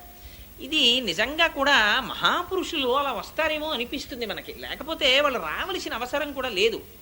ఎందుచేత అంటే రమణ మహర్షి సిద్ధిని పొందినవారు. అటువంటి మహాపురుషుడు వచ్చి ఎప్పుడో ఒక్కసారి నోరు విప్పి మాట్లాడుతుండేవారు. మాట్లాడుతుంటే ఒక ఆయన వెళ్ళి అడిగారు, మీరు గొప్ప తపస్సు చేశారు, బ్రహ్మానందాన్ని అనుభవించారు, ఆత్మస్థితిని పొందారు, కానీ మీరు తిరువణ్ణామలై విడిచిపెట్టి రారు, ఈ కొండ మీద కూర్చుంటారు, ఏమిటి ప్రయోజనం ప్రపంచానికి? మీరు ఇలా ఉండడం వల్ల ప్రపంచానికి ఏమైనా ప్రయోజనం ఉందా అని అడిగారు. అడిగితే రమణులు అన్నారు, గురువు శరీరముతో ఉండడమే ప్రయోజనము అన్నారు. నిజంగా ఈ శరీరం అనేటటువంటి భావనలోకి మళ్ళీ ఒకసారి వచ్చి మౌనమైనటువంటి ఆత్మస్వరూపానికి భంగకరమైనటువంటి వాక్కుతో మాట్లాడడమే వాళ్ళు మనకి చేసేటటువంటి మహోపకారం. వాళ్ళ నోరి విప్పి చెప్పకపోతే మీకు అసలు భగవంతుని యొక్క తత్వం ఎలా అర్థం అవుతుంది? అందుకే ఋషులకి కూడా రుణపడిపోయి ఉంటాం మనం. జన్మతః ఋషులకి రుణం ఉంది. ఆ ఋషి రుణాన్ని తీర్చుకోమంటారు శాస్త్రంలో. అందుకని ఇవాళ అలా లోపల పడుకుండి ఉండడము ప్రయోజనమునకు పూర్ణత్వం కాదు. అందుకని నువ్వు లేచి బయటికి రా. అలా వస్తే తప్ప మనకి గురి తెలియదు. మనకి గురి తెలియాలంటే అనుభవించిన వాళ్ళు గురి చెప్పాలి. ఎందుకని వాడికి ఎలా పట్టుకోవాలో తెలియదు. ధనస్సు బాణం ఆ మొట్టమొదట తాటిలోకి ఆ వింటినారిలోకి బాణాన్ని పెట్టి ఎక్కు పెట్టి లాగి ఓహో బాణాలు వేసేస్తున్నాడు. అది పక్షికి తప్ప అన్నింటికి తగులుతున్నాయి ఆ బాణాలు. అప్పుడు అంతకు ముందు గురి కలిగినటువంటి విలుకాడు వచ్చాడు. అలా కాదురా అబ్బాయి బాణం పట్టుకోవడం. నేను స్కూటర్ నేర్చుకోవడానికి విశాఖపట్నంలో ఉన్నప్పుడు ఒక ఆయన్ని స్కూటర్ నేర్పండి అని అడిగాను. అడిగితే ఆయన అన్నాడు, స్కూటర్ నేర్పుతాను కోటేశ్వరారా, ఆదివారం నాడు మా ఇంటికి రండి అన్నాడు. వెళ్తే ఆయన అన్నాడు, నేను స్కూటర్ నేర్పడం అంటే ఇంక నేను ఇవాళ ఎక్కేసి స్కూటర్ కిక్కు కొట్టేసి దాని మీద వెళ్ళిపోవడమే అనుకుంటూ వెళ్ళాను. ఆయన అన్నాడు, కోటేశ్వరారు నేను ఈ అరుగు మీద కూర్చుంటాను, మీరు స్కూటర్ స్టాండ్ తీయండి అన్నాడు. ఏమిట్రా స్కూటర్ స్టాండ్ తీయమంటాడు ఏమిట్రా, ఇంత పొడుగు మనిషి స్కూటర్ స్టాండ్ తీయడమే రాదా, ఇంత అన్యాయమా, కిక్కు కొట్టడం నేర్పాలి కానీ అనుకున్నాను. స్టాండ్ తీయడం నా వశం కాలేదు అసలు. అది కదిలిపోతోంది. సరే ఎలాగో అలా స్టాండ్ తీస్తే అసలు దాన్ని ఎలాగ బ్యాలెన్స్ చేస్తే నిలబడుతుందో నాకు ముందు తెలియలేదు. అలా ఆయన స్టాండ్ వేసేసేవాడు, నన్ను స్టాండ్ తీయమనేవాడు. అలా ఒక 10 మాటలు చేశాక ఓహో ఇది ఒడుపు స్టాండ్ తీయడానికి. అసలు స్టాండ్ తీయడం వస్తే కదా స్కూటర్ ఎక్కడం. అందుకని ఆ స్టాండ్ తీయడం ఎలాగో నేర్పాడు ముందు. అలా ఇన్ని బాణాలు వృధా అయిపోతుంటే విలుకాడు వస్తాడు. అలా కాదో అబ్బాయి, ఇలా పట్టుకో ధనస్సు, ఇదిగో బాణాన్ని ఇలా లాగు, లక్ష్యాన్ని ఇలా చూడు, ఇంకేం కనపడకూడదు, లక్ష్యం ఒక్కటే కనపడాలి. ఇప్పుడు విడిచిపెట్టు బాణాన్ని, తగిలిందా లేదా లక్ష్యానికి. ఇప్పుడు వాడు సంతోషపడిపోతాడు. ఈ గురి నేర్పేవాడు గురువు. ఈ గురి మనకి తెలియదు. తెలియక ఓహో తిరుగుతుంటాను రకరకాల మార్గాల్లో. ఇదే కాకాసురుడు అనేక చోట్ల తిరుగుతుంటాడు. హంస రుజు మార్గంలో వెడుతుంటుంది ఒకే మార్గంలో. ఈ గురిని నేర్పేవాడు గురువు. ఆ గురువు బయటికి రావాలి. బ్రహ్మానందం అనుభవిస్తూ ఆయన ఒక్కడుంటే పూర్ణత మిగిలిన వాళ్ళకి ఎక్కడి నుంచి వస్తుంది. అందుకని నువ్వు ఒక్కదానివి అనుభవించడం కాదు, బయటికి రా, వచ్చి మాతో కూడు, మాతో కలిసిన నాడు వ్రతమునకు సిద్ధి. అందుకని బయటికి రమ్మని పిలుస్తున్నారు. పిలిచి ఆ గోపికతో ఒక మాట చెప్తున్నారు, నువ్వు బయటికి రావడం లేదు, అదిగో నీకు ఆ శబ్దం వినపట్టం లేదా. ఏ శబ్దం అంటేట, ఆ గోపకాంతలు దధిమధనం చేసేటప్పుడు అంటే పెరుగు చిలికేటప్పుడు ఆ రోజుల్లో కృష్ణుడు పుట్టడమే సరి పాడి పెరిగిపోయింది. ఎందుకు పెరిగిపోయింది అంటే పోతన గారు చాలా చమత్కారంగా చెప్పారు భాగవతంలో. కంచుకములు తలకట్లును కాంచన భూషాంబరములు మెరయ్యగా గోపకు లేతించిరి మంచి పదార్థములు కొనుచు మాధవు చూడన్నారు. అప్పటికి పేరు పెట్టలేదే కృష్ణుడికి, అప్పుడే పుట్టాడు ఆయన. పుట్టగానే ముందు ఆడవాళ్ళందరూ పరిగెత్తారు కృష్ణుడిని చూడడానికి. అంతే కదండి సహజం. పక్కింట్లో పిల్లాడు పుట్టాడంటే నువ్వు వంట చేసుకొని నేను వెళ్ళి చూసొస్తాను మగాయన ఎడితే అసందర్భంగా ఉంటుంది. ఆడవాళ్ళు లోపలికి వెళ్ళాలి ప్రసూతి గృహంలోకి, మగవాళ్ళు లోపల భగవంతుడి పాదాలు పట్టుకుని ప్రార్థన చేసి ఆ వంశాంకురమునకు జన్మనిచ్చినటువంటి తల్లిదండ్రులు దీర్ఘాయుష్మంతులై వాళ్ళ కలలు సాఫల్యమును ఇయ్యగలిగినటువంటి కొడుకుగా వర్ధిల్లుగా కాని బయట నిలబడి ఈయన ప్రార్థన చేస్తాడు. అందుకని ఆడవాళ్ళు ముందెళ్ళారు. తర్వాత వెళ్ళే మగవాళ్ళందరూ ఎలా వెళ్ళారో తెలుసా అండి కృష్ణుడిని చూడడానికి. ఆడవాళ్ళు వెళ్ళేటప్పుడు సంబరం చాలా చిత్రంగా చెప్పారు పోతన గారు. ఏమి నోము ఫలము ఇంత ప్రొద్దక వార్త వింటిమ బలలార వీనులలరా మన యశోద చిన్ని మగవానిక నెనట చూచి వర్తమమ్మ సుదతులార చక్కనివాడు చిక్కినాడు నలనివాడు అలరివాడు చల్లనివాడు దక్కినాడు ఏ పూర్వ పుణ్యమో ఏ నోము ఫలమో అని. అబ్బో చూసొచ్చిన వాళ్ళు చెప్పుకోరండి, పిల్లాడు అచ్చు వాళ్ళ నాన్నగారి పోలికండి, తెల్లగా ఉన్నాడు. గోవిందబాబు గారు అమ్మాయి వచ్చి ఇక్కడ కూర్చుంది అనుకోండి గడప మీద, గోవిందబాబు గారి లాగే తెల్లగా ఎలా ఉందో చూడండి ఆ పాప అని చెప్పి చెప్పుకోం. అలా ఆ నల్లగా ఉన్నాడు, చల్లగా ఉన్నాడు, చక్కగా ఉన్నాడు ఆ పిల్లాడని చెప్పి చెప్పుకున్నట్టుగా వీళ్ళందరూ చెప్పుకుంటున్నారు. కానీ గోపాల బాలురు వచ్చేటప్పుడు అలా రాలేదుట. కంచుకములు తలకట్లును కాంచన భూషాంబరములు మెరయ్యగా గోపకు లేతించిరి మంచి పదార్థములు కొనుచు మాధవు చూడన్. మాధవుణ్ణి చూడ్డానికి అన్నారు పోతన గారు. మాధవుడు ఏమిటి, ఆయనకి ఎవరు పెట్టారు పేరు? మాధవుడని పెట్టారు. ఆ పేరు ఎవరు పెట్టలేదే, అప్పుడే పుట్టాడు. మాధవుడు ఏమిటి? మాం అంటే లక్ష్మీదేవి. ఆ మాకి ధవుడు ఆయన లక్ష్మీపతి. లక్ష్మీపతి పుడితే లక్ష్మి లేకుండా ఉంటుందా అక్కడ? అందుకని నిత్యానపాయని ఆయన ఎక్కడికెడితే ఆవిడ వెనకాల వచ్చేస్తుంది. అందుకని ఆవిడ కూడా ఆయన వెనకాతలే వచ్చేసింది. ఇది నిన్నటి రోజున యమునా నది రేవు గుర్తుగా కలిగిన వాడంటారు. శ్రీ మహావిష్ణువు వెడితే ఆయన వెంట వెళ్ళిపోయేవి కొన్ని ఉంటాయి. ఆయనతో పాటు విరజానది వస్తుంది. ఆయన రాముడిగా వస్తే గోదావరిగా వచ్చింది, ఆయన కృష్ణుడిగా వస్తే యమునా నదిగా వచ్చింది. అందుకని అదొక గుర్తు ఆయనకి. అందుకని యమునా నదీ సైకతములను గురుతుగా కలిగిన వాడు అన్నారు నిందటి పాశురంలో. ఇవాల్టి పాశురంలో అమ్మవారు ఆయన్ని చూడండి ఎంత చిత్రమైన మాట అన్నారంటే, మంచి పదార్థములు కొనుచు మాధవు చూడన్. లక్ష్మీపతిని చూడడానికి ఎడుతున్నారు కాబట్టి మంచి పదార్థములు కొనుచు. ఆ ఐశ్వర్య కటాక్షం కూడా చేతుల్లో కనపడింది యజమానుల దగ్గర. ఇచ్చేటప్పుడు యజమాని దానం చెయ్యాలి, భార్య శుశ్రూష చెయ్యాలి. ఆ శుశ్రూష చేసేటప్పుడు ఇంటి యజమానురాలు కూతుర్ని దగ్గర పెట్టుకోవాలి, దానం చేసేటప్పుడు తండ్రి కొడుకుని దగ్గర పెట్టుకోవాలి. ఎందుకనంటే అసలు వంశమునకు కీర్తి ప్రతిష్ట అక్కడ ఉంటాయి. ఇంటికి ఎవరైనా మహాపురుషులు వచ్చారనేటప్పటికీ ఆ ఇంటి కోడలు గబగబా వచ్చి ఒక గ్లాసుడు పాలు తీసుకొచ్చి ఇచ్చి వారి పాదములకు నమస్కారం చేస్తే మహోత్తమమైనటువంటి సంస్కారము కలిగిన ఇల్లని వారు లోపల సంతోషిస్తారు. ఊరక రారు మహాత్ములు వా రథముల ఇండ్ల కడకు వచ్చుటలెల్లని కారణము మంగళములకు, మీరొచ్చుట శుభము మాకు నిజము మహాత్మా అంటాడు నందుడు. అసలు రావడమే పుణ్యం. వాళ్ళు వచ్చారు, వస్తే ఈ సంస్కారం రావాలి. అందుకని కూతురు చెడుగైన మాత తప్పు, కొడుకు చెడుగైన తండ్రి తప్పు, అశ్వంబు చెడుగైన అశ్వారోహకుని తప్పు, రాజ్యంబు చెడుగైన రాజు తప్పు. ఎవరిది ఏ తప్పో చెప్పేసింది శాస్త్రం. అందుకని ఆ తల్లి శుశ్రూష నేర్పాలి కూతురికి, తండ్రి కొడుకుని పక్కన పెట్టుకుని దానం చెయ్యాలి. లేకపోతే నాన్నగారు ఏం దానాలు చేశారో మన నాకు తెలియదని మా నాన్నగారు ఏమైనా ఇస్తుంటారేమో అన్నది అలవాటు అయిపోతే వీడికి ఇవ్వడం అన్నది చేత కాదు. అది చేత కాకపోతే వంశము యొక్క కీర్తి ప్రతిష్టలు పెరగడం, మహాపురుషులు జన్మించడం జరగదు. ఎందుచేతన అంటే ఆ వంశంలో జరగట్లేదు కాబట్టి పుణ్యకార్యం. అందుకని మంచి పదార్థములు కొనుచు మాధవు చూడన్. గోపాల బాలురు పట్టుకెళ్ళారట పదార్థాలు పట్టుకుని. ఆ గోపకులందరూ నందుణ్ణి చూడ్డానికి వెళ్ళారట. అందుకని ఆయన వెనకాతలే లక్ష్మీదేవి వస్తుంది. వచ్చినప్పుడు మరి అక్కడ ఆవులు కూడా వాళ్ళకి ఐశ్వర్యం ఏమిటి, పాడి పంట. అందుకని కృష్ణుడు పుట్టగానే క్రేళ్ళురికే మసలిలేగలు మల్లడిగుని రంకెలిడియ మదవృషభంబుల్ పెళ్ళున ముదుగుల పొదుగుల చల్లించన్ పాలు బాలు సంభవ వేళన్. సేరు పాలిచ్చే ఆవు 10 సేర్ల పాలిచ్చేయడం మొదలెట్టింది. ఎందుకని పుట్టినవాడు లక్ష్మీనాథుడు పుట్టాడు. లక్ష్మి ఐశ్వర్యంలోంచే రావాలి. ఎవరేది నమ్ముకుంటే దాంట్లోంచి వస్తుంది. సిరిదా వచ్చిన వచ్చును సలలితముగ నారికేళ సలిలము భంగిన్ సిరిదా పోయిన పోవును కరిమంగిన వెలగ పండు కరణిని సుమతి. అందుకని ఆ పాల రూపంలోనే వచ్చింది ఆవిడ. ఆ పాడి పంట వృద్ధి చెందాయి. అంతకుముందు వాళ్ళు అంతంత చెయ్యవలసిన అవసరం లేకపోయింది. ఇప్పుడు ఆ కుండలలో పెరుగులోట కవ్వాల్ని గట్టిగా దింపుతున్నారట. దింపి పాపం వాళ్ళకి అది చాలా పవిత్ర కర్మ. అందుకని స్నానం చేసి పట్టుబట్టలు కట్టుకుని ఆ కొంగులు దోపుకుని జుట్లు ముడివేసుకుని వాటిలో పువ్వులు పెట్టుకుని వడ్డాణాలు పెట్టుకుని చేతి నిండా గాజులు వేసుకుని ఆ కవ్వాలకి తాళ్ళు కట్టి ఆ దధిమదనం చేస్తుంటే పాటలు పాడుకుంటుంటే అందులో వాళ్ళందరికీ ఓ అలవాటు. కృష్ణుడు పుట్టిన తర్వాత వాళ్ళు ఎప్పుడు పాడుకున్నా వాళ్ళు ఎప్పుడు కృష్ణుడి మీద పాటలు పాడుకుంటుంటారు. అందుకని ఈ పాటల ధ్వని, గాజుల ధ్వని, ఆ తోడి వీళ్ళ యొక్క ఆ మెడలో వేసుకున్నటువంటి ఆభరణముల యొక్క ధ్వని కలిసి 3 ధ్వనులు పవిత్రమై ఆకాశమంతటా వ్యాపిస్తున్నాయిట. ఇంట్లో పనులు చేసుకునేటప్పుడు భగవన్నామ సంకీర్తన చేస్తూ చేసేటటువంటి వారి ఇంటిలోకి అంత తొందరగా దుష్టగ్రహాలు ప్రవేశించవు. ఇది తెలిసో తెలియకో నోటి వెంట నామం జరిగిపోతుంటుంది. సమయం వృధా కాకుండా వెళ్ళిపోతుంటుంది.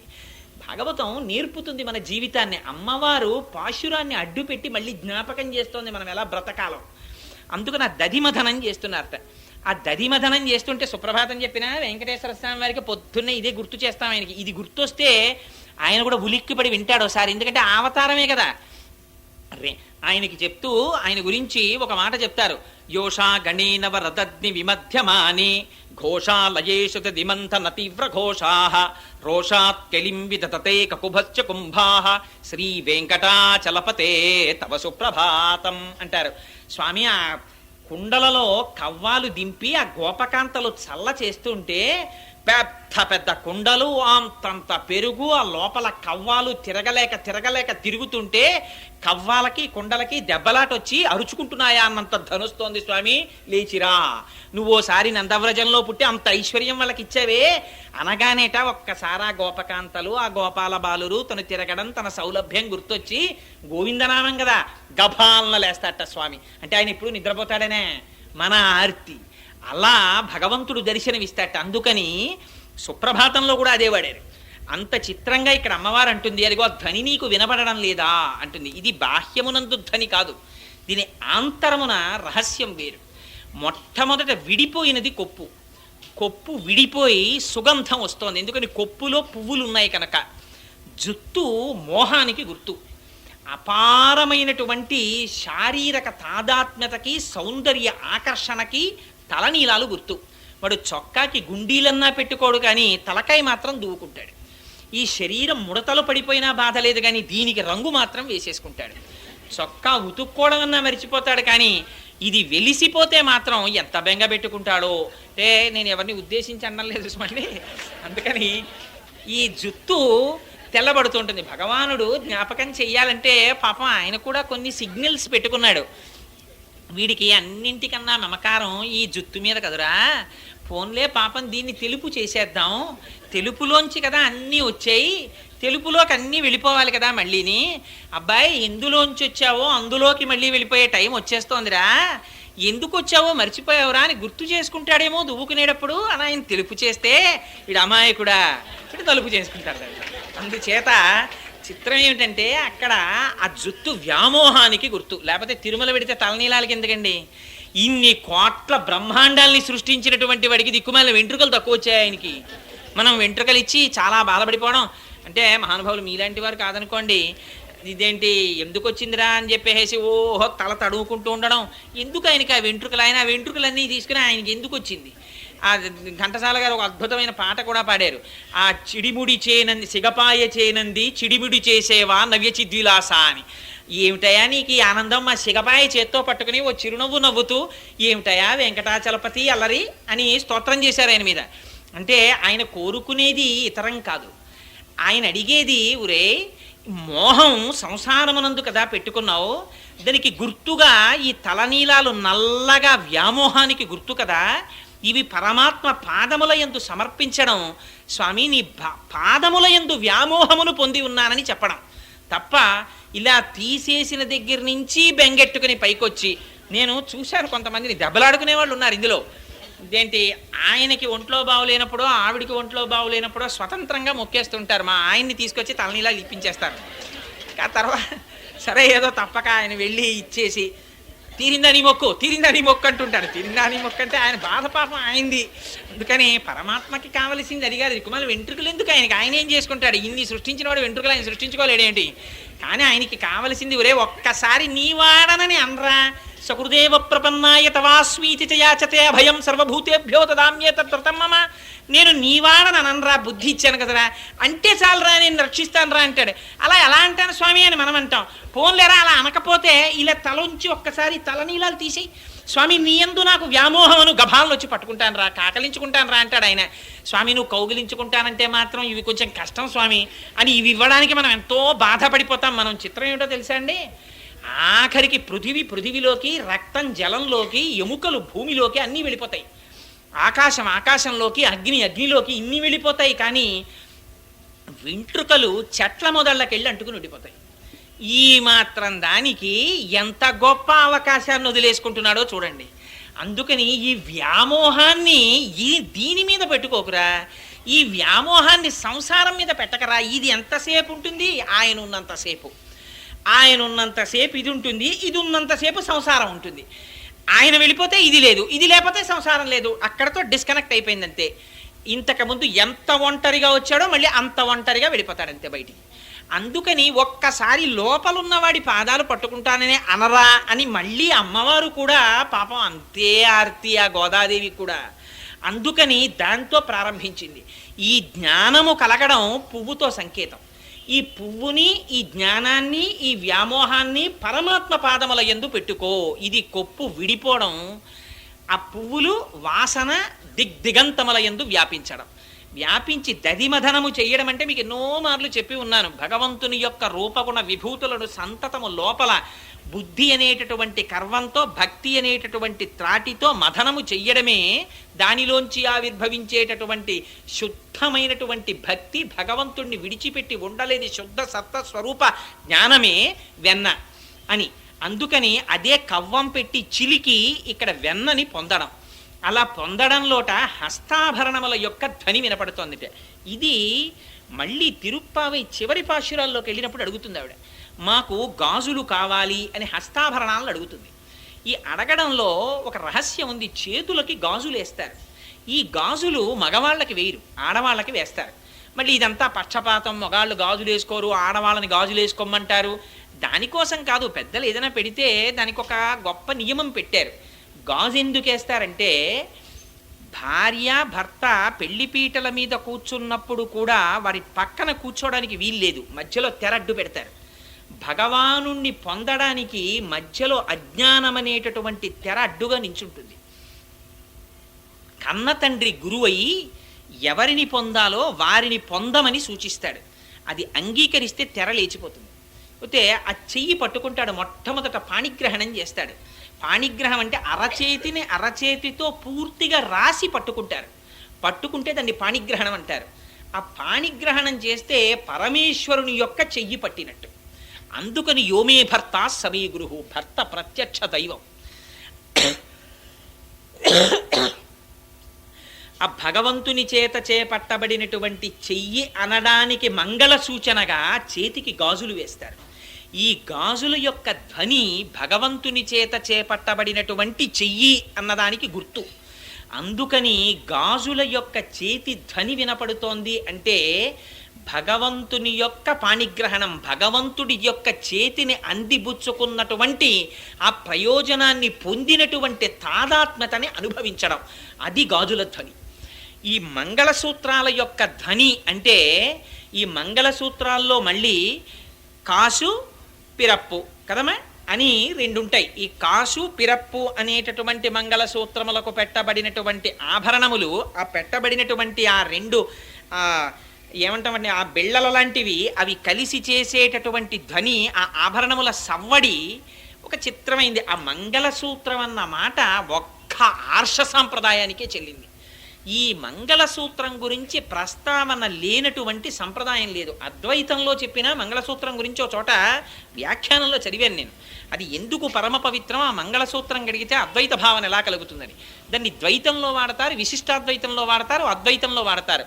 ఇవన్నీ సిద్ధాంతాలు ఎలా ఉన్నా యథార్థానికి అన్నీ మన్ని మెట్లు ఎక్కించడానికి వచ్చినవి.